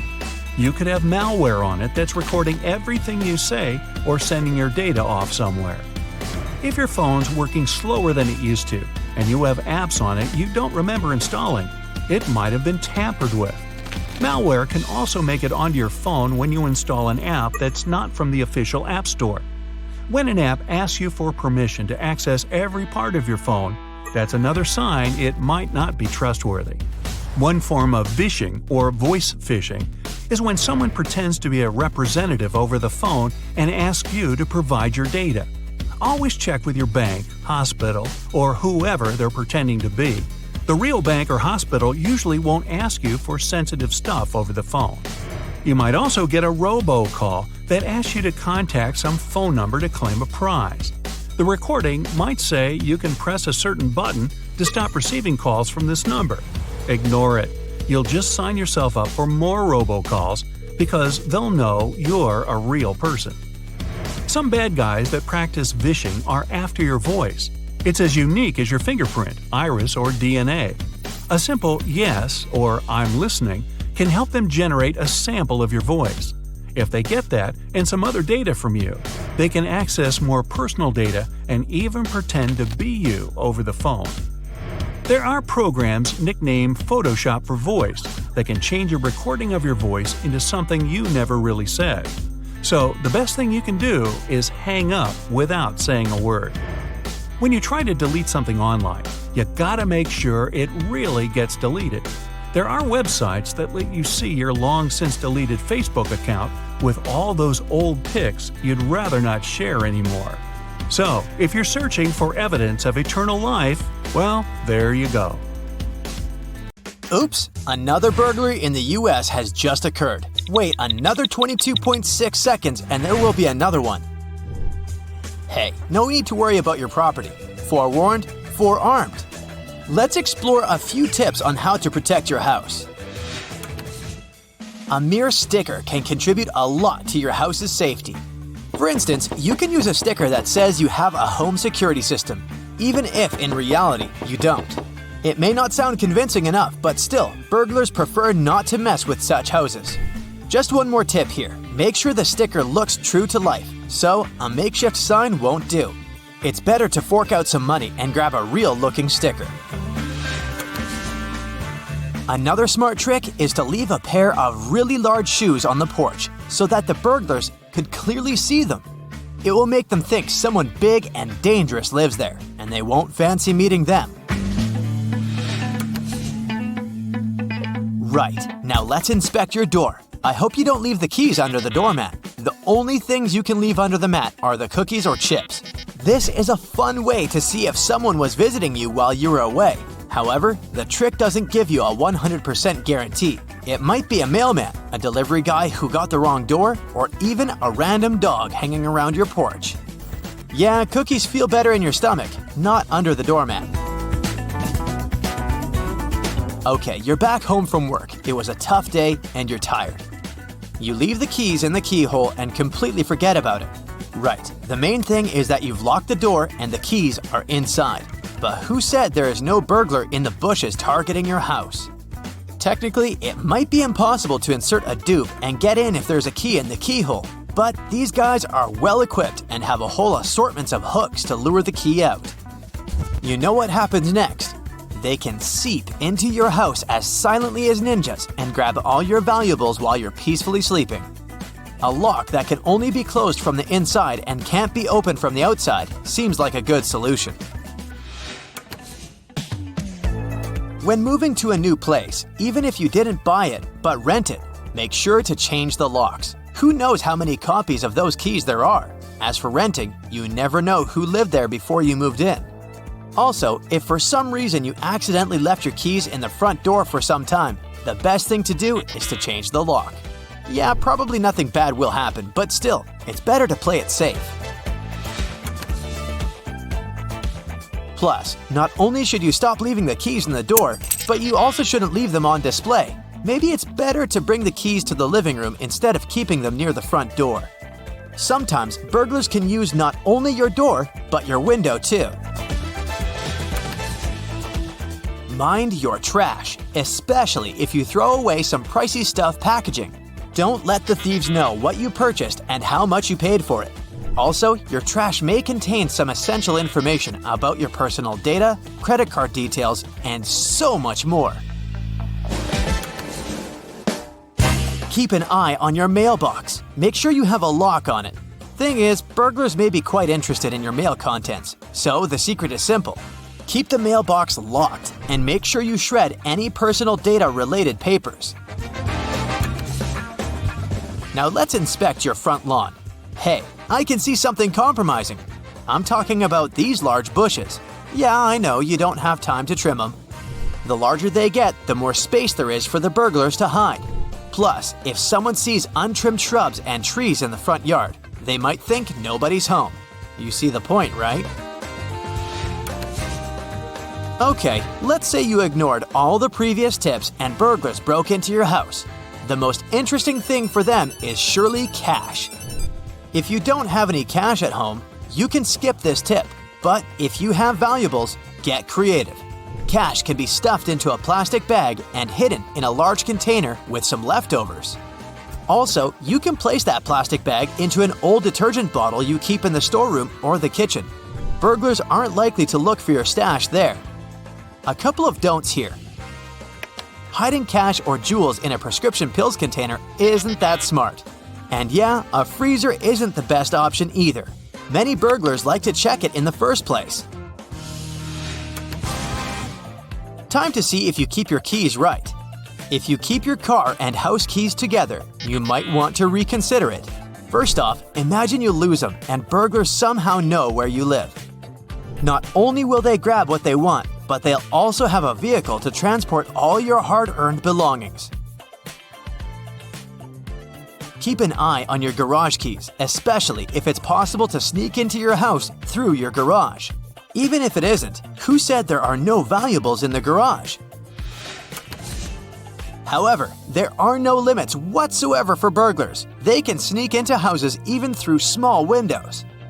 The reason why they prefer doors is that it's the safest way. While squeezing through the window can get scratches, and it's not that they don't want to spoil their looks. The thing is, if they leave their DNA, they can be traced.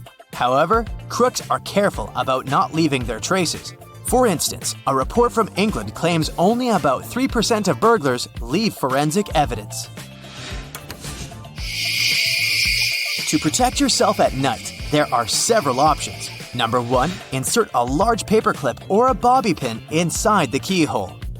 You can use a spare pair of keys if you have them. This way, you'll make it extremely hard, if not impossible, for the burglars to use the key dupes. Number 2, barricading is an option.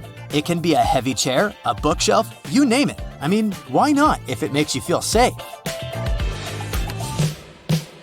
If your door opens outwardly, a jammer could do a great job for you. A chair can be super handy. Secure it under the doorknob. It's not the most powerful security system, but at least it does its job.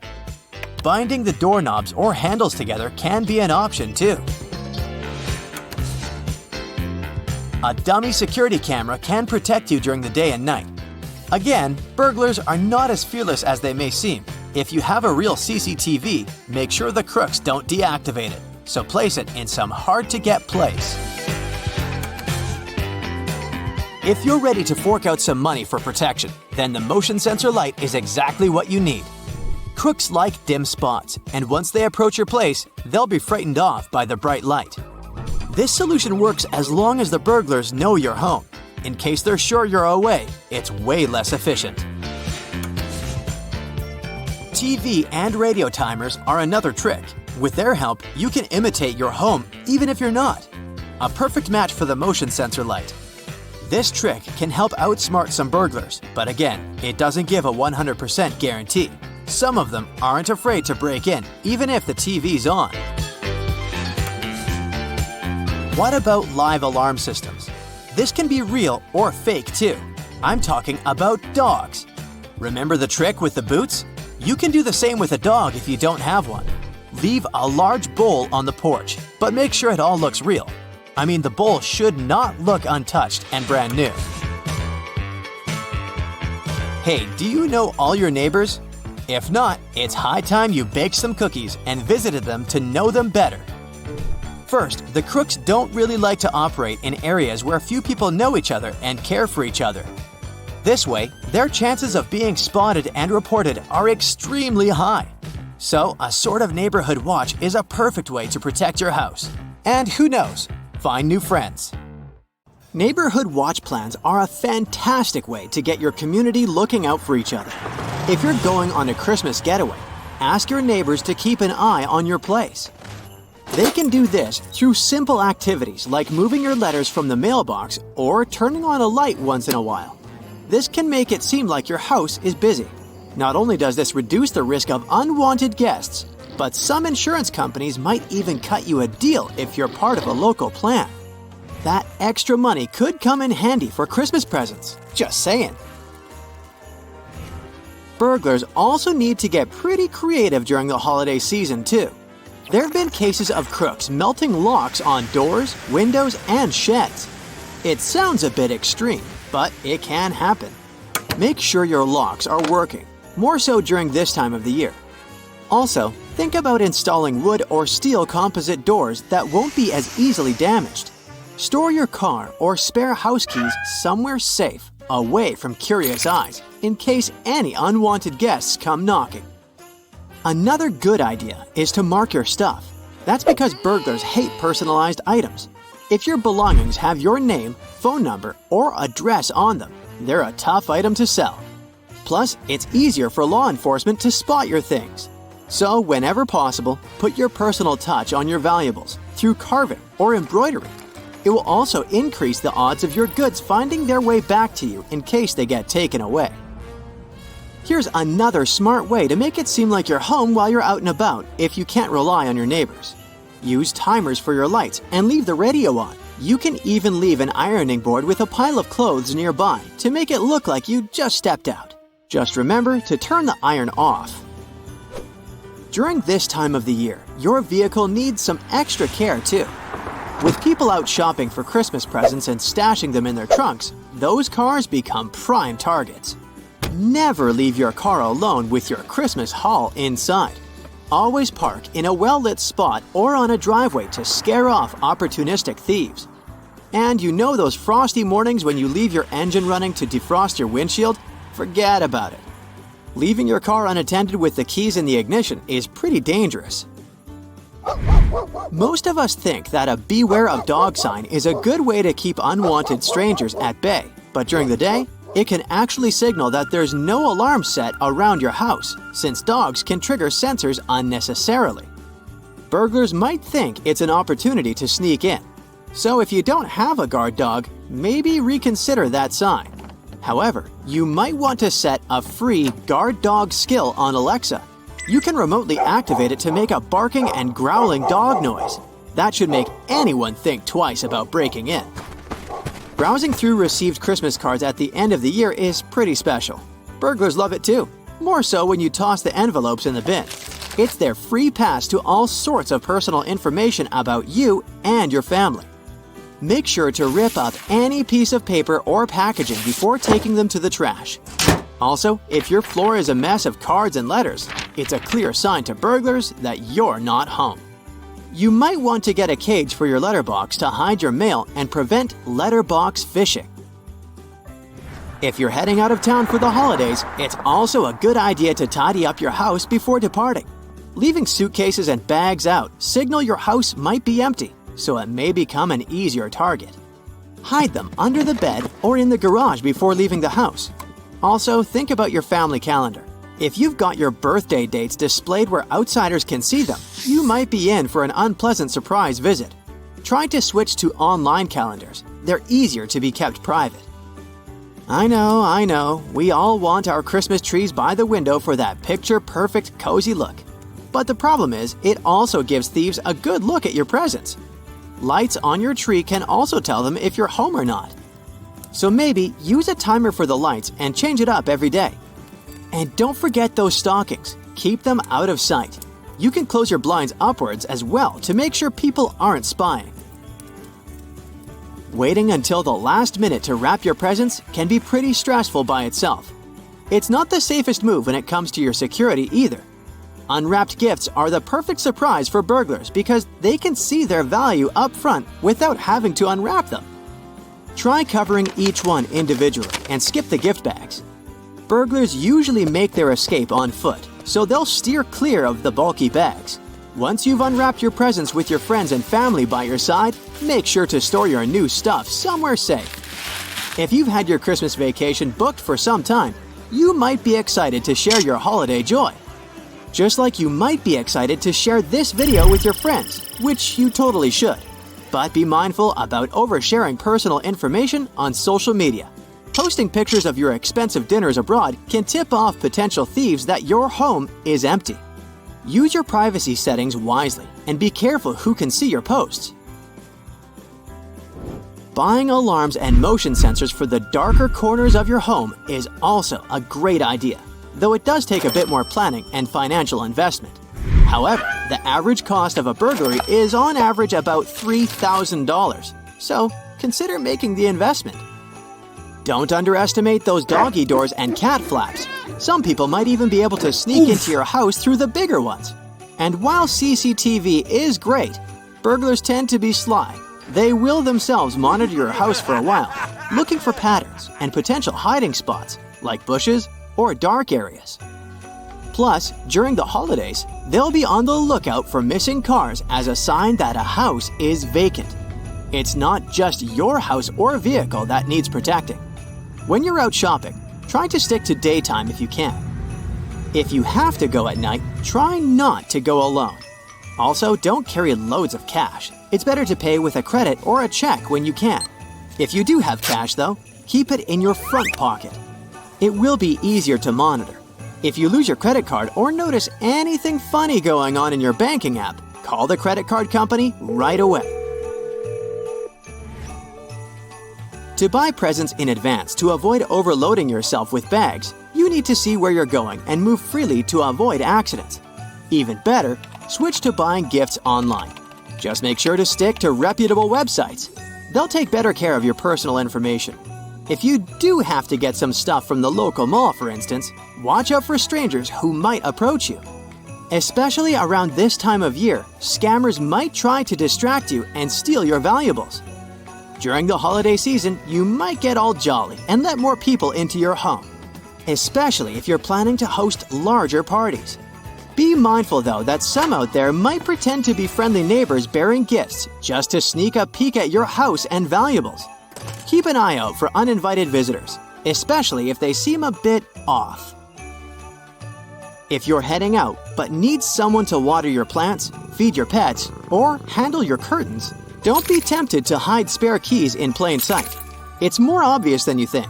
Burglars are clever and they know all the usual hiding spots, like under flower pots or on top of door frames. Instead, give those spare keys to someone you trust, like a family member or a neighbor. Now first, you probably already know that germs are everywhere, and it's impossible for humans to get rid of them. These tiny creatures train our immune system. We're becoming stronger when our organism constantly faces bacteria and improves its protection skills. So don't worry about what you see next. Welcome to one of the favored places among bacteria and microbes, hotel rooms. Yes, they seem to be so clean, but in some ways, they're more dangerous than a garbage dump. Everything is dirty at the landfill, and you're afraid to touch anything.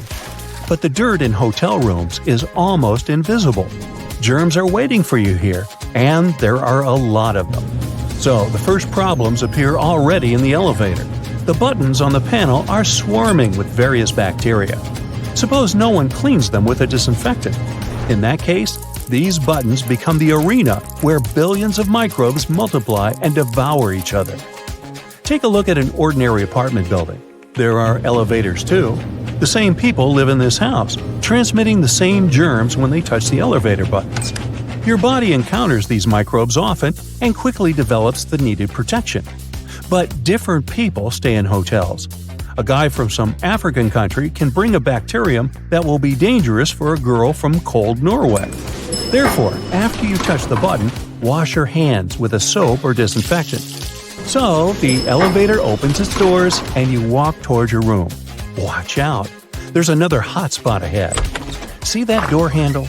This area is another beloved playground for germs. How many people have touched it before you? How long has it been since it was washed? Do you know why such a handle is more dangerous than a toilet seat? Most of all, microbes accumulate on our fingers and palms. When we don't wash them, we transfer 1 million bacteria from one place to another by touching the surfaces of different objects. So the best way is to touch the door handle with the same hand you use to press the button in the elevator. As soon as you enter the room, wash your hands. The good news is that hotel staff clean bathrooms and toilets much better than the rest of the room. So you're a bit safer here. But still, take a good look at the corners of the bathroom and the tiles. If you see black spots somewhere, it means there's mold. This thing can cause allergic reactions like runny nose and eye irritation. Mold can be pretty dangerous, but hotel staff usually watch it closely. So it's unlikely that there will be something like this in your room unless it's a cheap hotel. You don't stay there, do you? Oh, by the way, did you know that toilet paper in a public toilet contains more germs than the toilet lid? You make a mistake if you cover the seat with pieces of that paper. First, many people touch it, which means they transfer bacteria onto it. Secondly, dirty little splashes get on the roll when someone flushes the toilet. Microbes feel more comfortable living on soft paper than on the hard surfaces of the toilet, so don't put it on the seat. But if you see a metal or plastic cover on the roll, you're lucky, since the roll is protected from germs. Then, after you've done your business and washed your hands thoroughly, you have two options. Wipe your hands with a paper towel or use a hand dryer. It doesn't matter which you choose, both variants have a lot of germs. But if you use the dryer, bacteria will fly all over the room, so better grab a towel. Okay, you come out of the bathroom and find yourself in a danger zone. Don't think that all germs there are harmless. Some of the most common bacteria in hotels cause intestinal infections. If you don't want to spend the rest of your vacation or business trip next to or on the toilet, get ready to fight colonies of tiny parasites. The first thing you need to do is wash those glasses and cups with soap. Some travelers carry their own mugs with them, which is a good idea.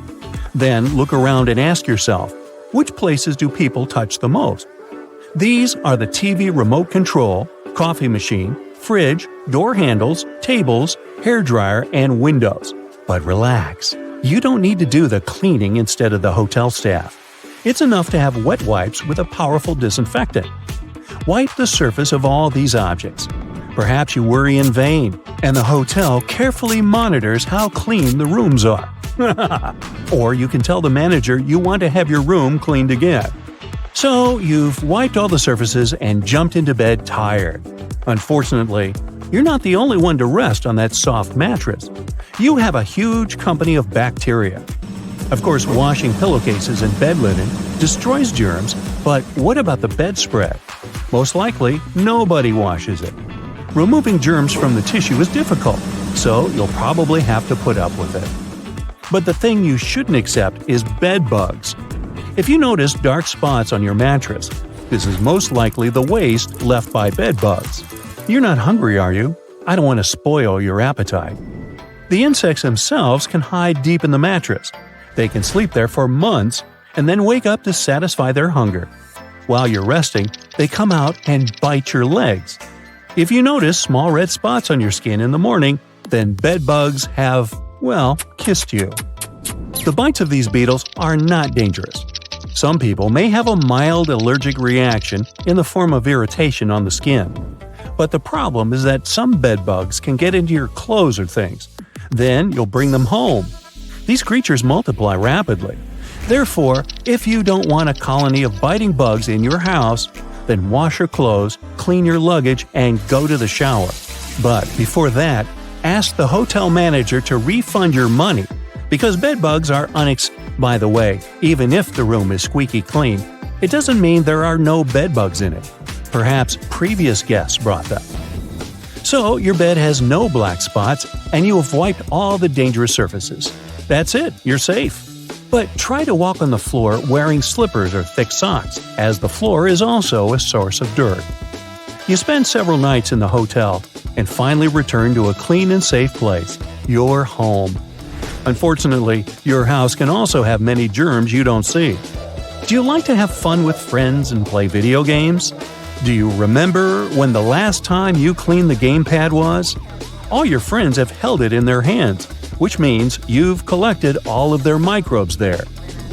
Your kitchen cutting board. How thoroughly do you wash it? It's not enough just to splash it with water, especially if you cut meat and vegetables. You can cut some squash, and its germs will stick to the surface. Then you quickly wash the board and put it back in place. But the germs haven't gone away. They're still firmly attached to the surface, waiting for you to cut bread. Then they'll jump onto the food and get into your stomach. How's that appetite doing? Still good? Another dangerous place is a dish sponge. Even if you use a good detergent, germs still accumulate there. The best way to get rid of them is to change sponges once a week. And now you'll see a paradise for bacteria, a place with an ideal cold temperature and a lot of food, from fresh to spoiled. Hey, it's your fridge. There you put products that you bring from the supermarket. Hundreds of people could touch them with their hands, leaving millions of germs. Therefore, don't forget to wash your fridge often. And also, keep any meat away from packaged products, because germs on a rare steak multiply and spoil it quickly. Well, perhaps you're too worried about your health now. If so, then you should remember the words from the beginning of the video. Let me quote. You probably already know that Germans are everywhere. Wait, that's not it. Sorry. Wow, if you're a lucky owner of a brand new iPhone 12, or you've just updated your operating system to iOS 14, don't be afraid of that creepy green or orange dot that pops up in the upper right corner. Green dot shows you're using your camera. and orange indicates you're using the microphone. Let's say you have TikTok in the background that might passively use both camera and mic. These dots will show it. It can help control the battery life. To make your iPhone louder, go to Settings, Music, and find the equalizer. It's called EQ in the menu. Late night option will make your phone about 20% louder than it used to be. You can also create a unique vibration for any of your contacts. Go to Settings, Sounds, and open the ringtone settings. You usually have the default vibration, but if you scroll down a bit, you're going to see the Custom section. Tap any rhythm you like and save it. You can set it for any of your contacts. If customized vibration isn't enough, and you still miss your granny's calls, try to customize the flash. Turn it on as an extra notification for incoming calls. Go to General Settings, choose the Accessibility section, and head to Hearing. Turn on the LED flash for alerts.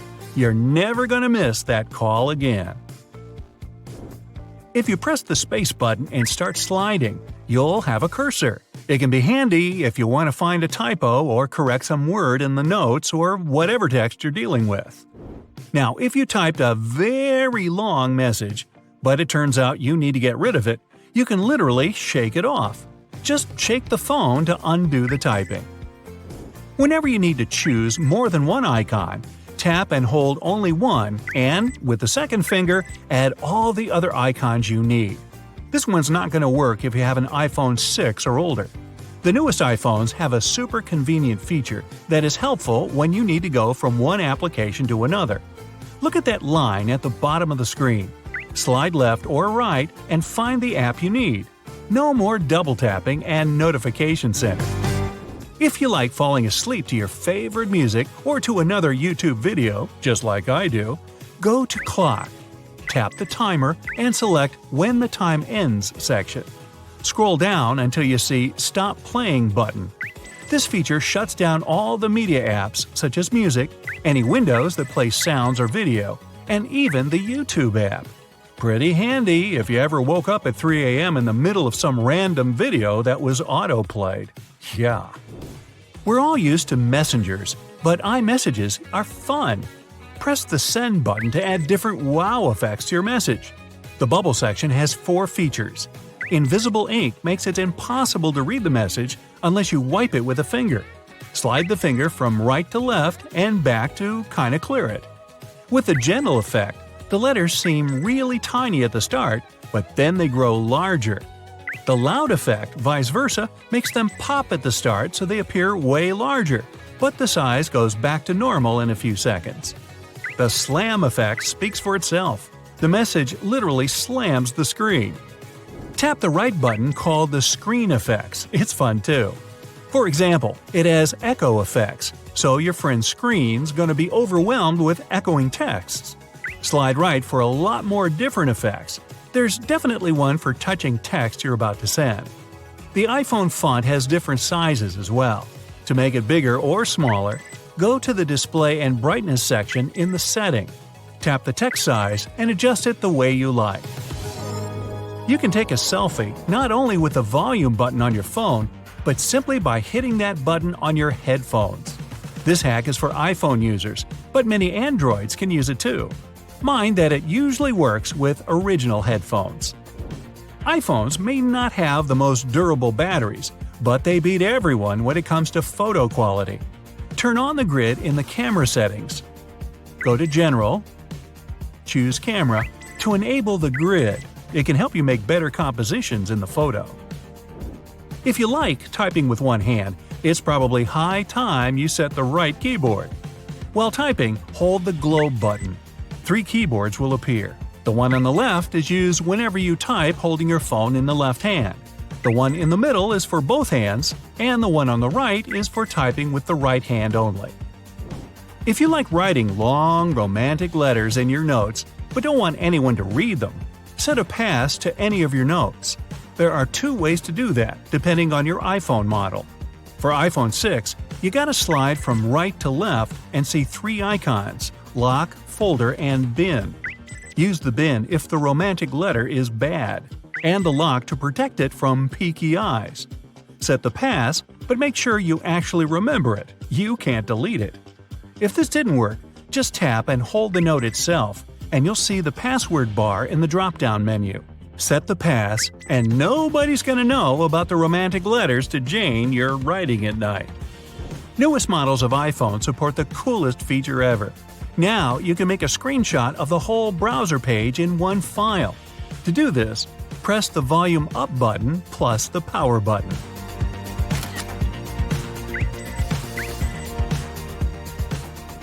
If you need to find some special word combination while you're reading an online article, go to the search bar and type the word you're interested in.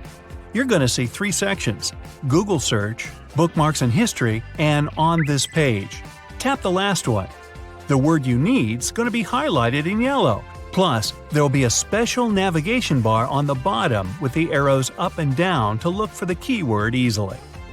Don't forget to refresh your iPhone's RAM every now and again. It can help your device work better and faster. To do that, you gotta drill down deep. Go to Setting, General, Accessibility, Assistive Touch, and turn it on. Press plus, then minus, and then the power button. You'll see the power off bar.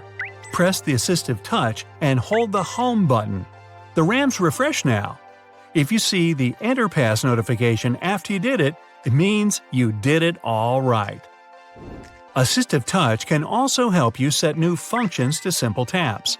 Go to Settings, General, Accessibility, and in the Assistive Touch section, you can change any commands in the Custom Actions menu.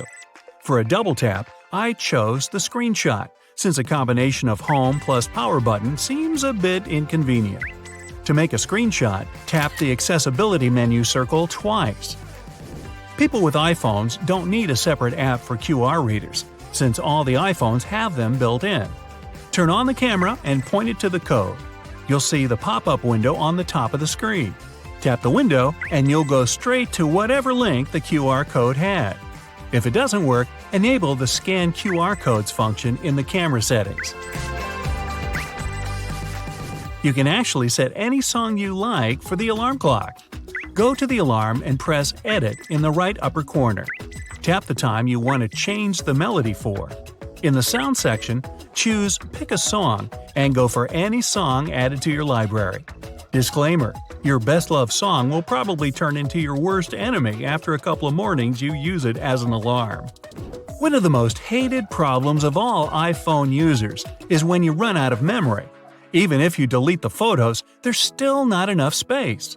Go to Settings, iPhone Storage, and make sure that recently deleted photos are actually deleted. If not, delete them in the storage sections. Note that your messages can contain heavy files, so you can restrict how long the message can be stored. In the message history, tap the Keep Messages button. It's forever by default, but you can keep them for 1 year or even only 30 days. If you deal with many documents to be signed, this hack can help you sign them without even printing and scanning.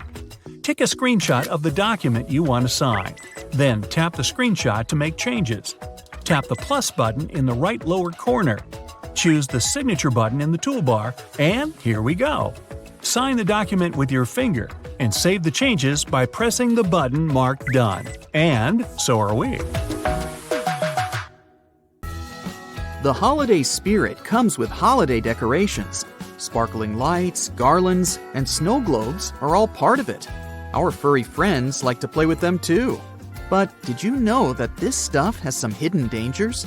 Let's take a closer look at pet safety tips in your household, both during holiday times and any other time of the year.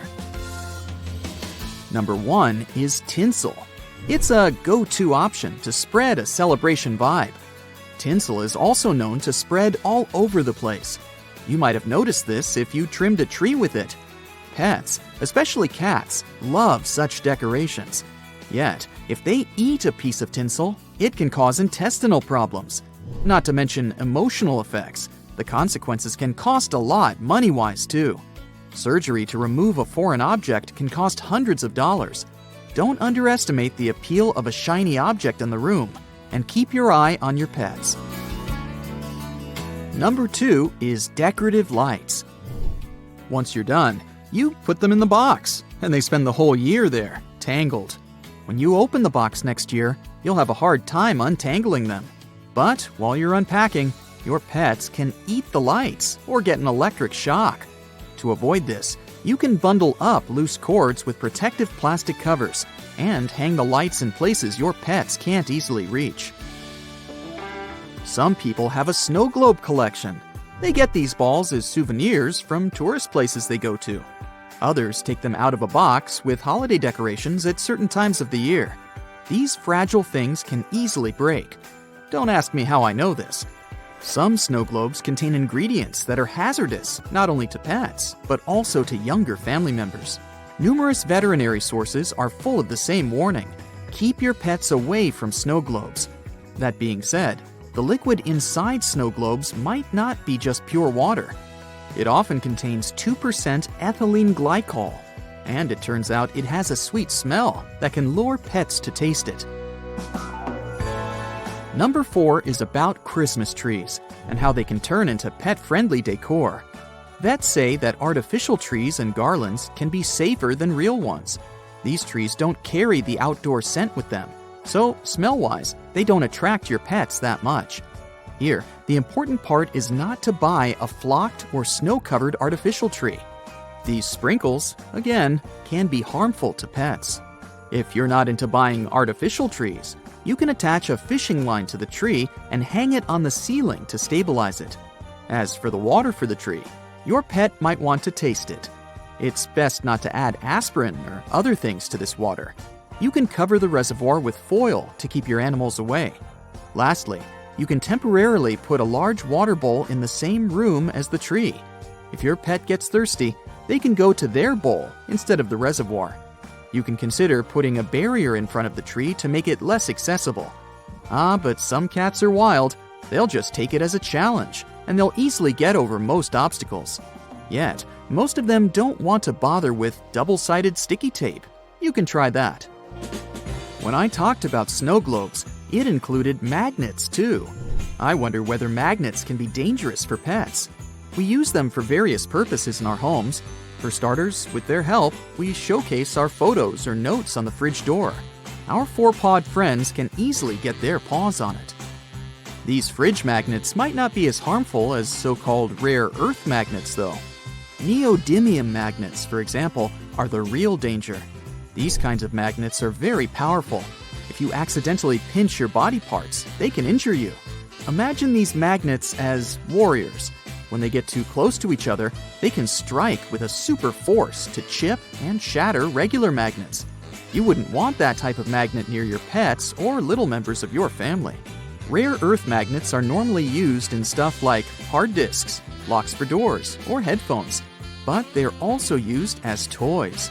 These magnets aren't especially toxic, so if your dog accidentally eats one of them, the magnet may leave its body in a natural way. But what if it eats two super powerful magnets? I don't want to get into the details of this scenario.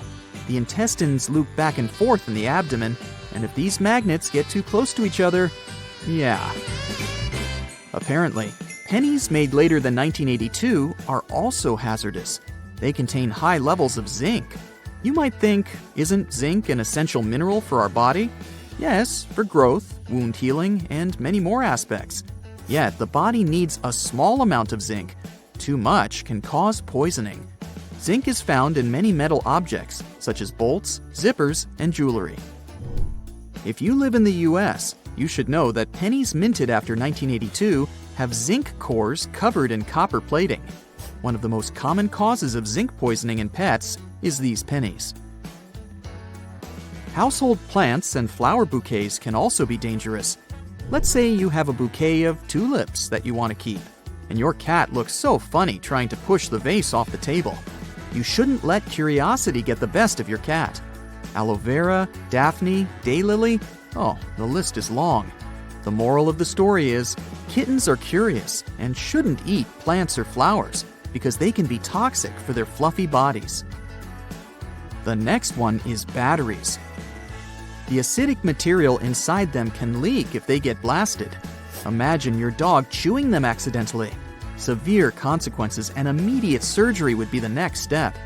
When I say batteries, I also mean stuff like remotes, watches, and hearing aids. They're also powered by batteries. The next item on the list is food. Yeah, I know how hard it can be sometimes to eat while your pet gives you the look. I want to taste that too. Give me a bite, human, please. Okay, allow me to explain the dangers so that you can resist the temptation to share your food with your bestie. Avocado is toxic to birds and rabbits. Apple seeds and almonds are bad for hamsters. One myth is that rabbits eat lettuce, but in reality, you shouldn't include some types of lettuce in their diet. For example, iceberg lettuce. It contains lactocarium. It can be harmful if your animal eats too much of it. Another myth is that cats should drink milk. Nope. Cow's milk is not good for cats because, surprise, most cats are lactose intolerant. Chocolate, garlic, grapes, and raisins can also be dangerous to pets. How toxic something is depends on several factors, like the species of your pet and how much of the potentially harmful thing the animal has eaten. At the end of the day, you know your pet better than anyone. You probably already know how long it takes them to visit their litter box or how it smells. So, always be prepared. Watch your pet's behavior. Do they have a decreased appetite? It's best to play it safe. When I say pets, I picture animals like dogs, cats, and hamsters. But some people have exotic pets, such as bears, owls, or crocodiles. The Global Federation of Animal Sanctuaries believes that 5,000 tigers are held by people in the United States alone. This number includes zoos, but the majority of them live with private owners. Mountain lions are also commonly seen among exotic pets. Maybe this is why from time to time, we encounter news telling us that something went wrong with private owners of wild animals. Do you have a pet? If you do, what's their name? Why not let us know in the comments? Burglaries are on the rise in your neighborhood, and you have concerns about whether your house might be vulnerable. You have no surveillance system, so tonight, you're placing some foil over the front door handle before you go to bed. This will help identify if someone sneakily tries to enter while you sleep. You wake up the next morning, and it appears the foil is slightly ripped. Someone has been here, and they're sure to return. Another option is to put a mug on the doorknob. When the knob turns, the mug will fall, causing a noise to wake you up and hopefully deter the intruder. Your main concern is that a tradesman stopped by recently. He said that he was working next door and asked to use your toilet. You refused and felt bad at the time for being rude, but it was a very smart move. About 60% of burglaries in the USA are made by someone you know or have met before. That tradesman, while going to the bathroom, could have adjusted something in your house to make their return entry a little easier.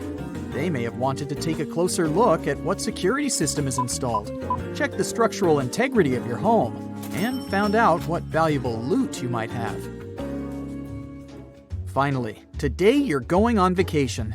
You need to prepare your house and make it as safe as possible. A full post box is the first thing a robber will look for in a target. Your neighbor will need to take your mail while you're away. A well-manicured property is a clear sign that you are always there. You've always kept your lawn mown and hedges trimmed, so you will need to arrange for someone to do this while you're away. If it was winter, any untouched snow around your house would also make it a target. Having a neighbor make pretend footprints that show recent activity will also provide a deterrent. There are many types of hedges that act as a great first defense.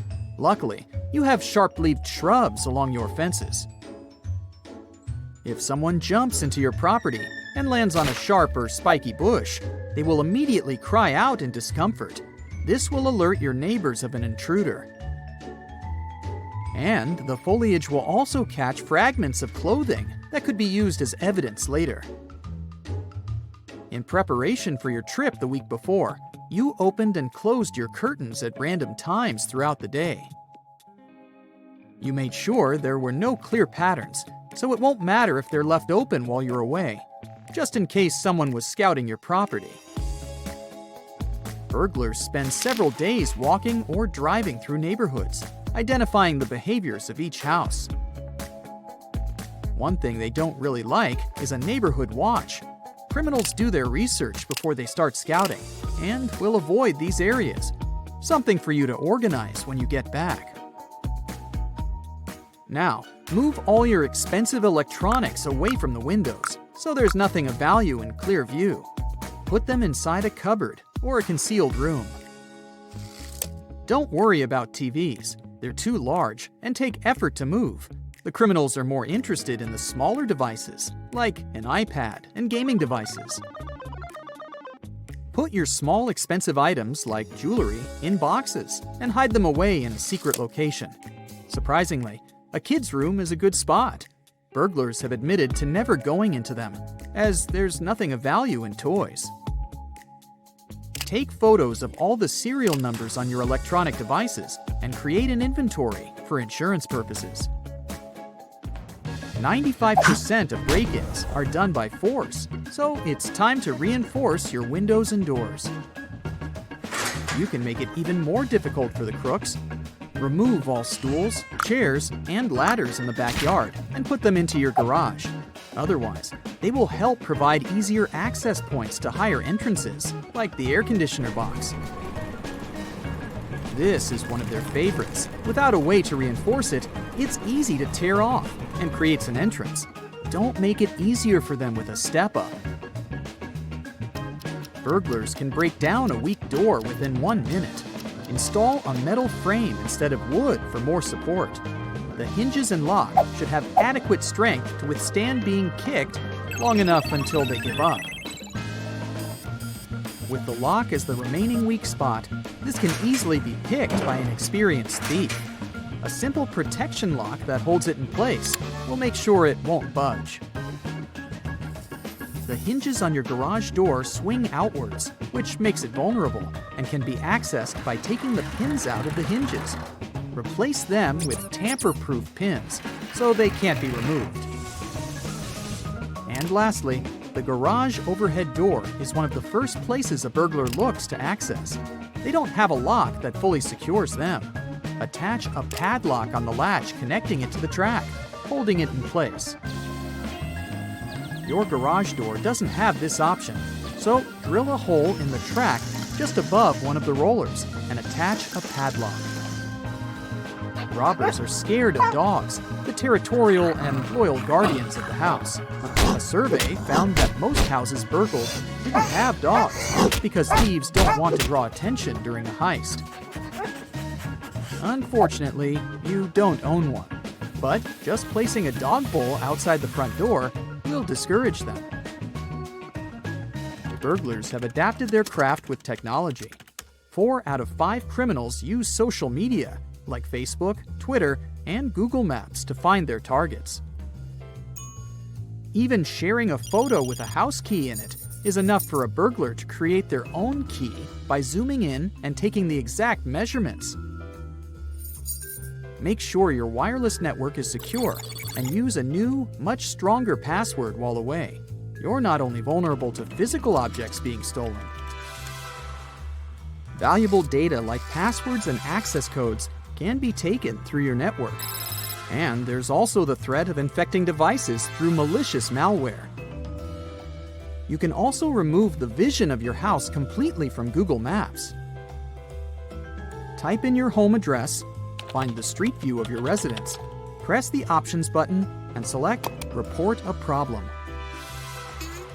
You'll be taken to a screen with an image of your home, with the option to move a red square to cover your property. Request it to be blurred under the option My Home and enter your exact address. It will only take a couple of days to be processed. Don't leave the radio on while away. It won't help. Through the burglar's method of scouting houses, they take note of radio and TV sounds. When they return, they check if they're still on, which just makes it easier to confirm that no one's home.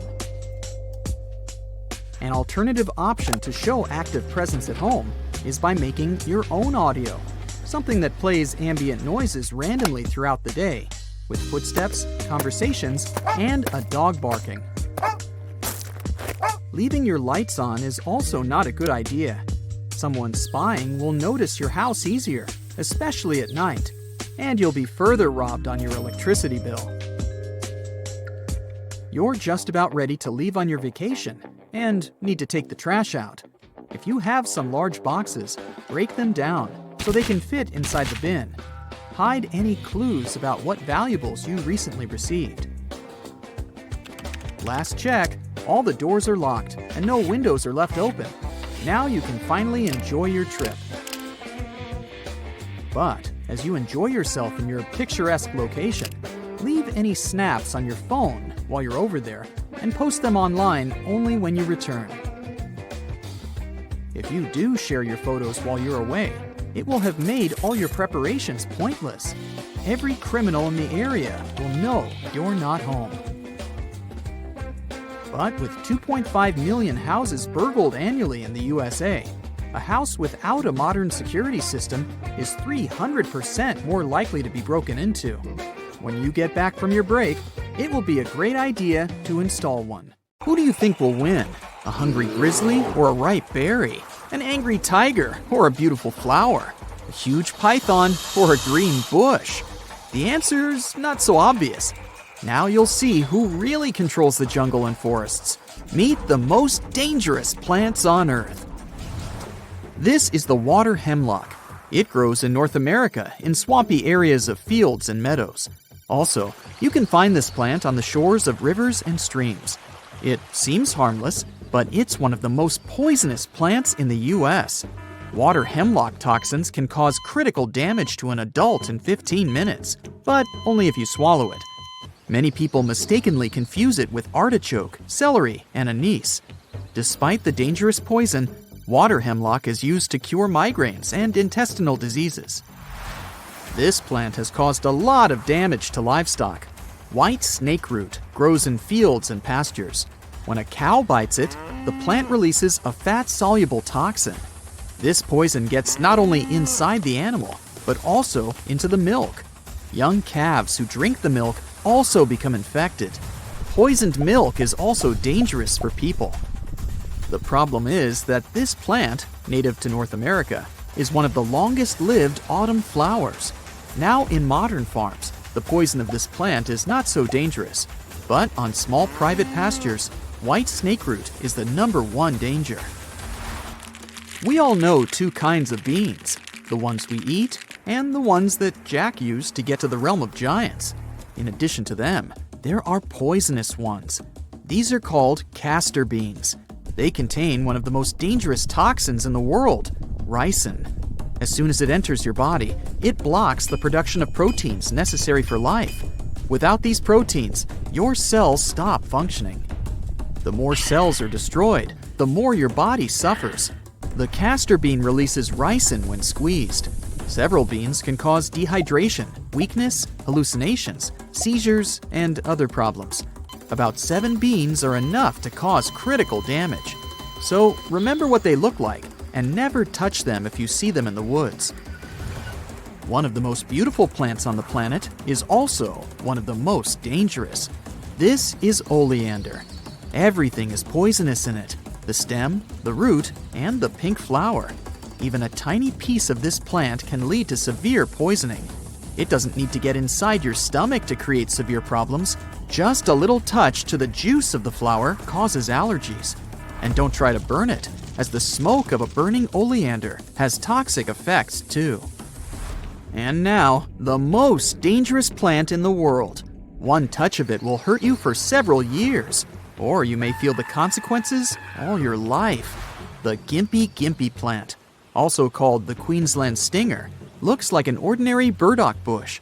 It doesn't look like anything poisonous at all, but if you stand next to this plant, you'll feel suffocation and watery eyes. There are thousands of tiny poisonous hairs on the leaves of this flower. They're so light, they can hang in the air and spread by the wind, so you should put on a gas mask if you want to look at the plant. But if you lightly touch Gimpy Gimpy, you're in big trouble. Some compare one Gimpy Gimpy sting to 30 wasp stings at the same time. Poisonous hairs easily penetrate under your skin and cause irritation and pain. The problem is that you can't pull them out. Wash with soap and water, use some disinfecting ointment, and you'll see that the situation is only worsening. The hairs can't be pulled out of there. They sit there, releasing toxins and driving you crazy. There's no antidote because scientists still don't know what components the toxin consists of. It can withstand cold and hot temperatures. Unpleasant sensations can last for several hours, days, or even months. People who touched the plant said that the pain from the sting returned even after a few years. But if it's impossible to get rid of the hairs, then the only way out is to wait for them to lose their toxicity. But there's another problem here. You can tear off one Gimpy Gimpy leaf with gloves and put it in the laboratory, dry it, and forget about it for a few years. And here it lies in front of you, a withered, almost destroyed leaf. It seems harmless, but it's not. Even after many years, the poisonous hairs remain on the leaf surface and still cause toxin effects. Gimpy Gimpy only grows in Australia. It loves the sun and dense green forests. It used to pose a severe danger to tourists and loggers. But now, all places with this plant are marked with a warning sign. At botanical exhibitions, scientists put this plant in a cage so people wouldn't touch it. Rosary peas can be white seeds with a black eye or black seeds with a white eye. You can find these plants in Africa, Asia, Australia, and the Pacific Ocean region. Some species were transported to Florida and Hawaii by people. You could encounter this plant even on city streets. Rosary pea seeds are used in jewelry and some toys. People who wear rosary pea bracelets probably don't know about its seeds' toxicity. Rosary peas, as well as the castor bean, contribute to the destruction of cells. Interestingly, rosary pea seeds are used not only as decorations, but also for healing certain health conditions. This is the only poisonous plant from the list that looks poisonous. You probably won't want to pick it up when you notice it. See this red stem that looks more like an artery or an enlarged nervous system? And those berries are similar to eyes. Doll's eye looks a little creepy. Their internal structure is also as unpleasant as their appearance. Doll's eye has a dangerous toxin. The longer they grow, the more poisonous their composition gets. Doll's eye chemicals have a sedative effect on muscles and hearts. This means that your body relaxes so much that it stops working. You've probably seen this plant in reality or wildlife movies. Venus flytraps are rare representatives of carnivorous plants. Fortunately, they're not as dangerous for humans as for insects. But in any case, you shouldn't stick your finger in them. So here's how they work. The plant opens its mouth. There's a red petal with a fragrant smell in its middle. It's a decoy. A fly or some beetle notices this and decides to try it. They climb inside the flower. But the Venus flytrap doesn't immediately get closed. Tiny sensitive hairs inside the plant count the movements of the fly. If the fly has made more than 2 movements within 20 seconds, the plant closes its mouth in less than a second. This interval prevents the Venus flytrap from needlessly slamming when some garbage lands there. Then the fly becomes trapped.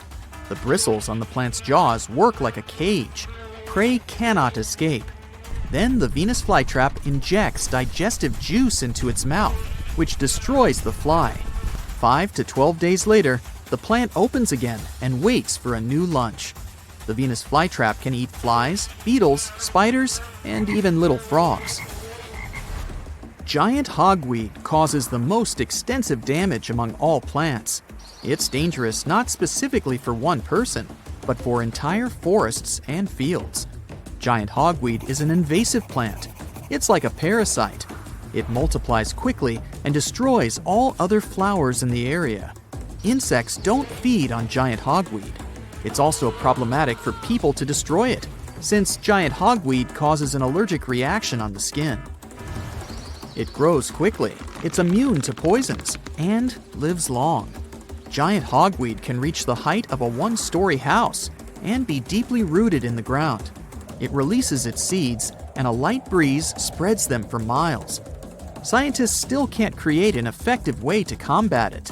There's nothing that can defeat giant hogweed in nature. Well, not yet. Nature and evolution always find a balance.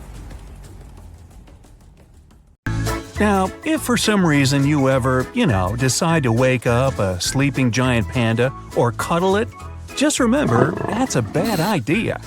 Even fearless big cats like snow leopards are wary of bothering pandas in the wild. The ones you see in the zoo might not be that active, but they still have a massive jaw that can deliver a powerful bite. Their huge false thumb lets them get a good grip on their enemies. The most misleading thing about the leopard seal is its mouth, which always appears to be smiling. But they're actually rather aggressive animals and effective lone hunters. They like to play cat and mouse with their food, which includes penguins, fish, squid, and even smaller seals. Not so long ago, a leopard seal even dragged a marine biologist deep underwater.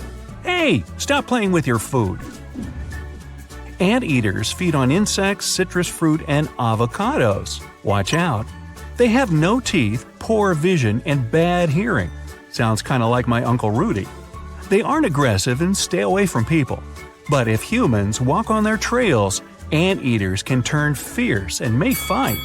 They get on their hind legs, use their tails for balance, and attack with their claws that are strong enough to hurt a jaguar or a Land Rover. Fluffy alpacas may seem warm-hearted, but they still have ways of defending themselves.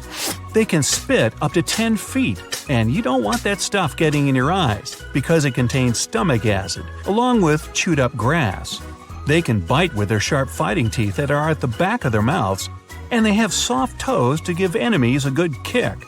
They can't really do more damage than you might get in a fight with a child, but it's best not to upset them. There are 3 things that brings out the nasty side of a Tasmanian devil: when there's a predator nearby, when they're competing for a mate, and when they're protecting their meal. Also Bugs Bunny, but that's a cartoon. These guys normally feed on insects, birds, frogs, and fish, and they like scavenging more than hunting. But if you intrude upon their home for any reason, be prepared for a painful bite. Their teeth are strong enough to eat through bones. Elephants are so clever that they understand the feelings of other elephants, and they even try to help each other. They can also take revenge on people who upset them. Elephants sometimes block roads and show up in the villages of people who have been mean to them. Male elephants get especially aggressive when fighting over females. Watch out for those huge feet, they can really do some damage. Better pack your trunk. Pufferfish can inflate to several times their normal size to protect themselves against predators. Hey, my brother-in-law can do that too. Just kidding. Most animals shouldn't try eating them anyways. There's enough poison inside them to finish off 30 people, and there's no antidote. So, if it's just you, you'll need to invite some friends along to spread out the poison. Nah, I just made that up. Swans tend to see humans as the biggest danger to their homes and families. Male swans get especially aggressive during the spring nesting season from April to June. When kayakers, rowers, or anglers get too close to their nests, swans start hissing and flapping their wings. If you don't pay attention to these warning signs, the swan might even try to flip your boat over. Dolphins are the only species on the planet, apart from humans, that can take another creature's life for no logical reason. Males sometimes attack female dolphins or even baby ones, and they don't do it for food. If an angry dolphin chases you, you have no chance of outswimming it. They can move at 22 miles per hour. The top speed of Olympic swimmer Michael Phelps is only 6 miles per hour, so he can't help you. Slow lorises are the only venomous primates in the world. They carry poison in their elbows. It's transferred to their mouths during grooming to protect their babies. Plus, they scare off predators like pythons and eaglehawks using special markings that show how fearsome they are. If a slow loris bites a person who ends up on its territory or annoys it, the result can be rashes, anaphylactic shock, or Even worse. Despite their massive weight and clumsy bodies, hippos can run much faster than people, and they have much sharper teeth. If you get in their way on their trip to the watering hole, their aggression kicks in. Before they attack you, though, they'll give you some warning signs. If you see a hippo yawn or make a sound like a laugh, it means it's about to get mad. Well, that's rather confusing, isn't it? Blue-ringed octopuses are really tiny, but their venom is 1,000 times stronger than cyanide. They normally use it to hunt shrimp, crabs, and small fish. If this creature feels threatened, it'll flash its blue rings as a warning. If you don't pay attention, it may bite you. You might not notice the bite itself, but minutes later, you'll definitely notice the symptoms: nausea, numbness, and even the loss of your senses and motor skills. So pay attention down there. Geographic cone snails are a seriously dangerous critter. They puncture their victims with a tooth that's like a harpoon, and then inject their venom. If a small cone attacks you, it'll just feel like a bee sting. If you're unlucky enough to meet a larger one, though, it could cause numbing, swelling, muscle paralysis, changes to your vision, and even breathing difficulties. Canada geese have been living close to humans for years, but they're still wary of us getting near their homes, especially during the spring mating season. At this time, the male geese can chase and bite people that seem like a threat to their mates, eggs, or babies. If you want to avoid being attacked by this seriously angry bird, the best thing you can do is just slowly back away. Squirrels have a lot of enemies, both in the wild and in cities. Their superpower against all of them is their speed and agility. Most of the time, it's completely safe to go near them, but they can still be unpredictable like any wild animal. They go on biting sprees occasionally, and watch out, they carry infections like rabies. They're more likely to go after your pets or kids, but they can also bite adults. So, to play it safe, always walk behind your pets or kids to use them as decoys. Of course I'm kidding. If you ever see a kangaroo get up on its hind legs, back off. This is their way of warning you that they think you're a threat to their females or their food. They are real pros at boxing with each other, and they have really long legs and sharp claws. Kangaroos jump into the air to give extra force to their kicks, which are powerful enough to break bones. A platypus doesn't have teeth, and it mainly eats insects and shellfish. It's one of only 2 mammals that lay eggs, but these strange things can still do you harm. Male platypuses have sharp spurs hidden on the heels of their hind feet. There's venom in these spurs that's strong enough to take down a dog. Koalas get most of their hydration from eating eucalyptus leaves, and they get all the protection they need from their sharp teeth and claws. When a koala scratches someone that wants to cuddle them a little too hard, they can pass on some unpleasant infections. Raccoons can easily adapt to any environment, including your backyard. They rarely attack humans directly, but can damage your property and make you sick. They'll go anywhere to get some food, from trash cans to bird nests, and this is where they can catch a lot of different infections. Apart from disease, raccoons can give humans nasty wounds that take a long time to heal. When it thinks you're threatening its dam, a beaver will start slapping the water with its tail as a warning sign. If you ignore it, it'll try to use its sharp teeth against you to protect its family. So, it's better to just leave it to beaver. Hey, there's a special knife you can use to protect yourself against attack called a beaver cleaver. No wait, that's an old TV show. Otters spend a lot of their time swimming on their backs, and they don't care about cleaning up after themselves. That's why they leave behind bits of fish that attract insects carrying diseases. Apart from being so messy, they also have powerful teeth that can be used against any unwanted visitor. Cassowaries are the most dangerous birds on the planet. One of these can weigh as much as an adult person, and it has long, powerful legs and sharp claws. They can chase after you at 30 miles per hour. Luckily enough, they try to avoid fights. But if you don't want to be the target of their karate moves, keep a safe distance and don't provoke them. Got that? Good. Hey, look, it's your friend George, and he has a dog you've never seen with him. That's because it's his sister's new pup, and it's so cute too. You desperately want to pet it. But instead of just getting down to it, here's a few things to consider. First, turn to your friend and ask if it's okay to pet the dog. For all you know, this dog in particular might not like to be petted. It might be afraid of strangers, or even a bit skittish around them. Who knows? It might just be having a bad hair day. Maybe the mail carrier didn't bring it a cookie this time around while delivering the mail. Looking at the dog, you can start to approach it carefully. Or better yet, you can let the dog approach you instead. See how it reacts. Definitely don't rush with open arms if you're coming in for a hug. Don't make any sudden moves, and don't look fearful, or it might give a signal for the little guy to go into a defensive stance and curl up. You don't want that. The end goal here is to make it be your friend, right? If you really want to be sure it's willing to engage with you, ignore it. Okay, that sounds counterproductive, but picture this. You're out talking to your friend, pretending the pup doesn't even exist. It starts getting interested in you because you're a new person, and now you've got its attention. The rest is easy. Still, if you do decide to approach it, let it take the final steps. Oh, and don't look it directly in the eye. Get this, you know how polite it is to look someone in the eye while you're talking to them? It can even be considered common courtesy.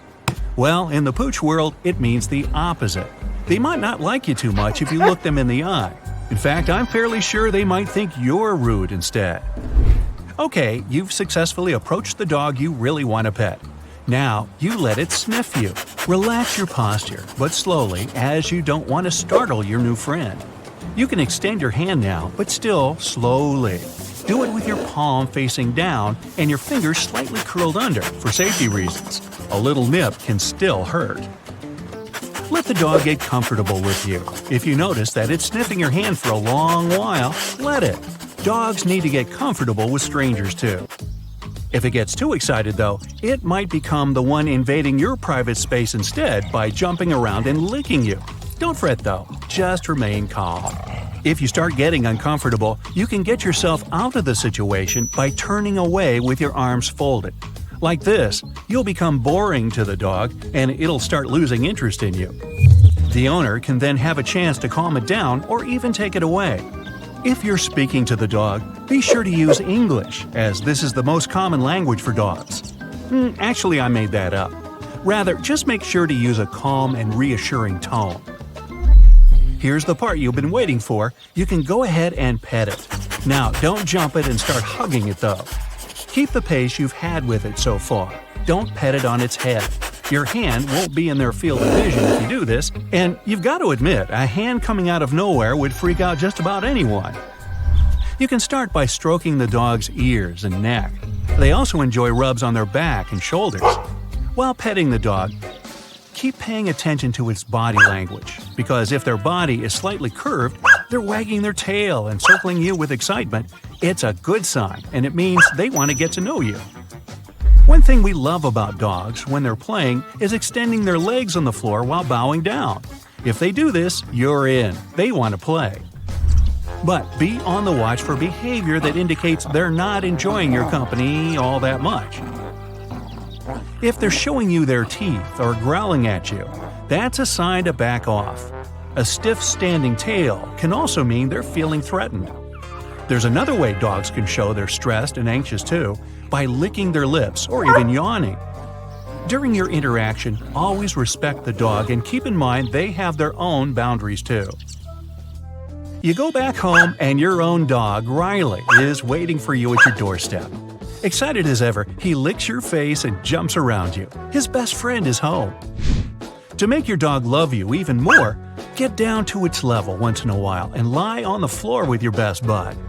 When you do this, give it loads of kisses and affection. They love it and will be sure to give back twice as much. Now, you might get a bit of drool on your face, but it's for a good reason. I mean, come on, just look how happy it is looking at you. It's important to keep them happy, and one thing we can do is grab a tennis ball and play fetch with them. It doesn't need to be a tennis ball though. A plastic water bottle would probably work as well. Say you're out in the woods walking with your buddy and he brings you a huge stick. His tail is wagging, so you know he's proud of his achievement. If he's trying to give you the stick, chances are he wants to play fetch. So, grab that stick and throw it far. Your dog will be back with it faster than you can count to 10. Wait, is that 2 sticks he has now? More fun, I guess. Down these woods, there's a little lake. Some dogs absolutely love water. If yours is like mine, chances are at the beach or next to a lake, it's going to spend more time in the water than sitting next to you. Before this, though, make sure your dog can swim. Jump in the water with it and see how well it does. If it can't swim, there's still a way for it to enjoy being out in the water. It's called a doggy life vest. Just be sure to strap it tight before you both take a dip. Remember those days when you would spend the entire afternoon playing hide and seek with your friends? Well, guess what? You can do that with your dog, too. Their noses are great, and they love showing off how good their sense of smell is. You probably noticed how they spend their time during walks, half looking at the scenery and half smelling things. Pick a good hiding spot in your house and call your dog. It'll come and find you. Chances are it's going to be confused at first, but once it gets into the game, you're both going to have a good time. It's important to make sure your dog is social, too. Set up play dates whenever you can, especially when they're puppies, so they learn other dogs are okay. Hanging out with your friends is an important part of your social life, and it's the same for your dog. They get really excited when they meet someone new, and if they have a whole afternoon to get to know them, they're bound to have a happy day. Throw a whole puppy party if you want. Lots of dogs hanging out together, and even more things to share and talk about. At the end of the day, before you both hit the sack, both of you can enjoy a bit of quiet time together. My dog is a lap dog. Any chance he gets, he lies on my lap, even if there's already a computer on it. He doesn't seem to understand what paying the bills mean, but I can't say no to his cute little nose, so sometimes I put work aside for a few minutes and give him the very deserved tummy rubs he deserves. There's a whole bunch of other things you can do, like teaching your dog a new trick. It doesn't matter what age it is, what matters is how much it loves learning. If it doesn't know how to roll over, grab a sack of treats and get to work. It'll appreciate it as much as you, and it might even be something neat to show your friends when they come over. Good dog, Riley. Oh, you're such a good boy. Brace yourself, everyone, because we're about to discuss the most famous cursed items around the globe. This vintage cutie has inspired some well-known Hollywood horror movies, but the real-life demon doll can be a lot more frightening than fake jump scares on the screen. In 1970, a young student nurse named Donna Jennings received a Raggedy Ann doll as a birthday gift. Her mother found this toy at an antique shop. Soon, Donna noticed that the doll appeared to move around the house on its own from places where she left it, but she didn't get rid of it until the situation got way worse. Donna's boyfriend began to mysteriously receive claw marks on his chest when he had sleepovers in her house. The family called famed demonologists Elizabeth and Ed Warren, who agreed to investigate that mystery. The couple claimed that the doll had all signs of demonic possession. They locked it in a specially made glass cabinet in their occult museum in Connecticut. To keep the evil powers under control, they regularly read prayers. Of course, demonology can hardly be called a classic science, but unfortunately, classic scientists were not brave enough to take the doll into a lab for testing. And while we're talking about creepy dolls, we can't skip this gentleman. Robert the Evil Doll is known to have caused several incidents, ranging from car accidents to divorces. In 1904, Robert Eugene Otto received this toy for his birthday. He belonged to a prominent Key West family. Some reports claim that his grandfather brought this souvenir from Germany. Others say it was gifted by one of the maids. Soon, the family began to notice the doll knocking furniture over during the night, teleporting, and even talking. The housemaids claimed to hear Otto having a conversation with the doll alone, in 2 distinct voices. When Otto passed away, a couple bought the house, and eventually, their 8-year-old daughter found Robert the doll in the attic.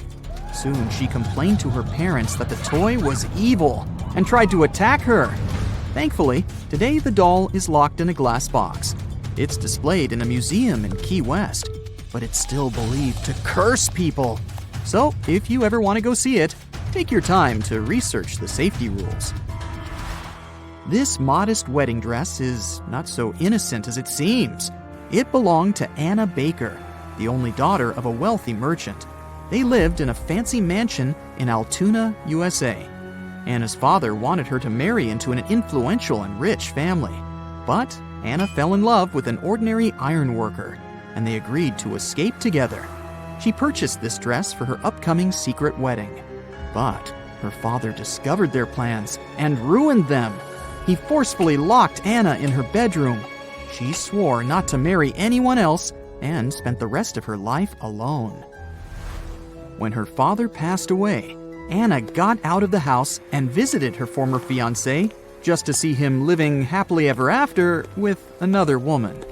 Anna was very disappointed, so she continued living as a hermit in the family mansion. Her maids would often find Anna dancing around the house dressed in her unused wedding gown. After Anna passed away, the mansion turned into a museum, and the wedding dress is now part of the exhibition. Many visitors claim to see the dress moving inside the glass box, as if it was dancing. Skeptics tried to find logical reasons causing the movement, but they failed to find any traces of wind or any other explanation.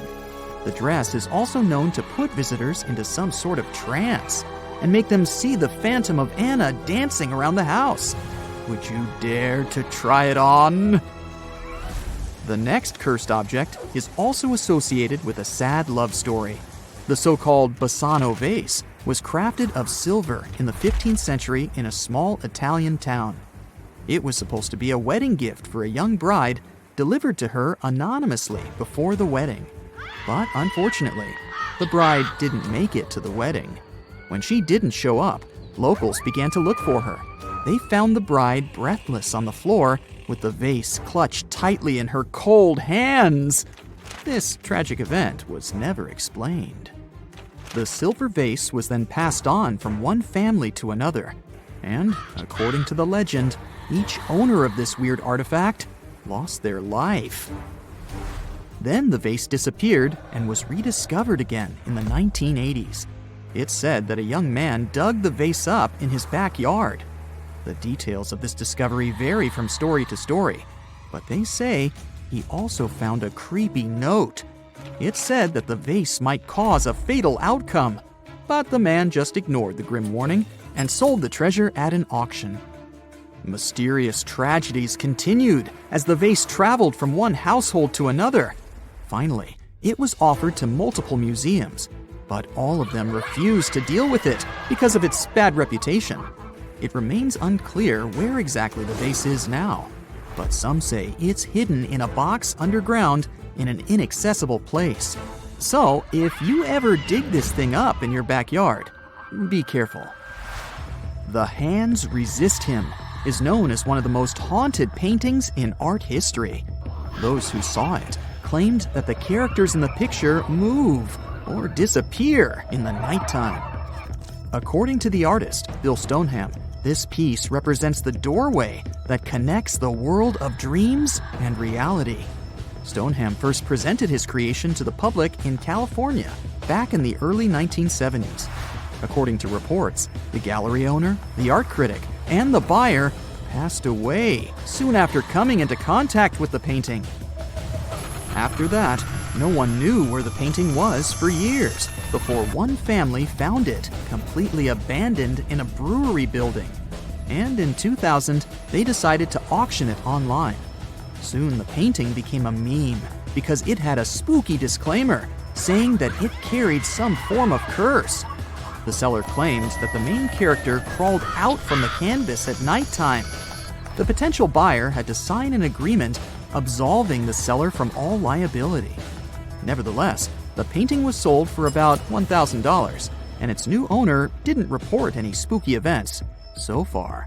But the auction page was viewed over 30,000 times, and many people claimed that simply viewing the photos of the painting made them feel sick or have unpleasant experiences. Here's another haunted painting, The Crying Boy, created by Italian artist Giovanni Bragolin. This work was mass-produced in the 1950s and gained fame worldwide. Gloomy rumors began to spread soon after multiple homes with this particular painting across the UK caught fire. But the most mysterious part is that no matter how severe the fire was, the painting each time remained undamaged. Some say those fires were just a coincidence, but still, nobody has yet found any scientific explanation for why the paintings are so indestructible. Just take a look at this solid packaging. Why in the world would someone need to seal a vial in such a massive plastic cube? It must be really dangerous.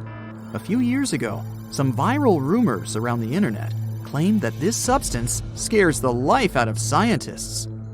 But in fact, the vial contains a tiny fragment of a Zagami meteorite from Mars. Found in Nigeria in 1962, it became famous for being the largest single Mars meteorite ever found on Earth. Its full weight amounts to 40 pounds. According to the legend, coming in contact with this tiny piece of Mars was enough to cause fatal consequences.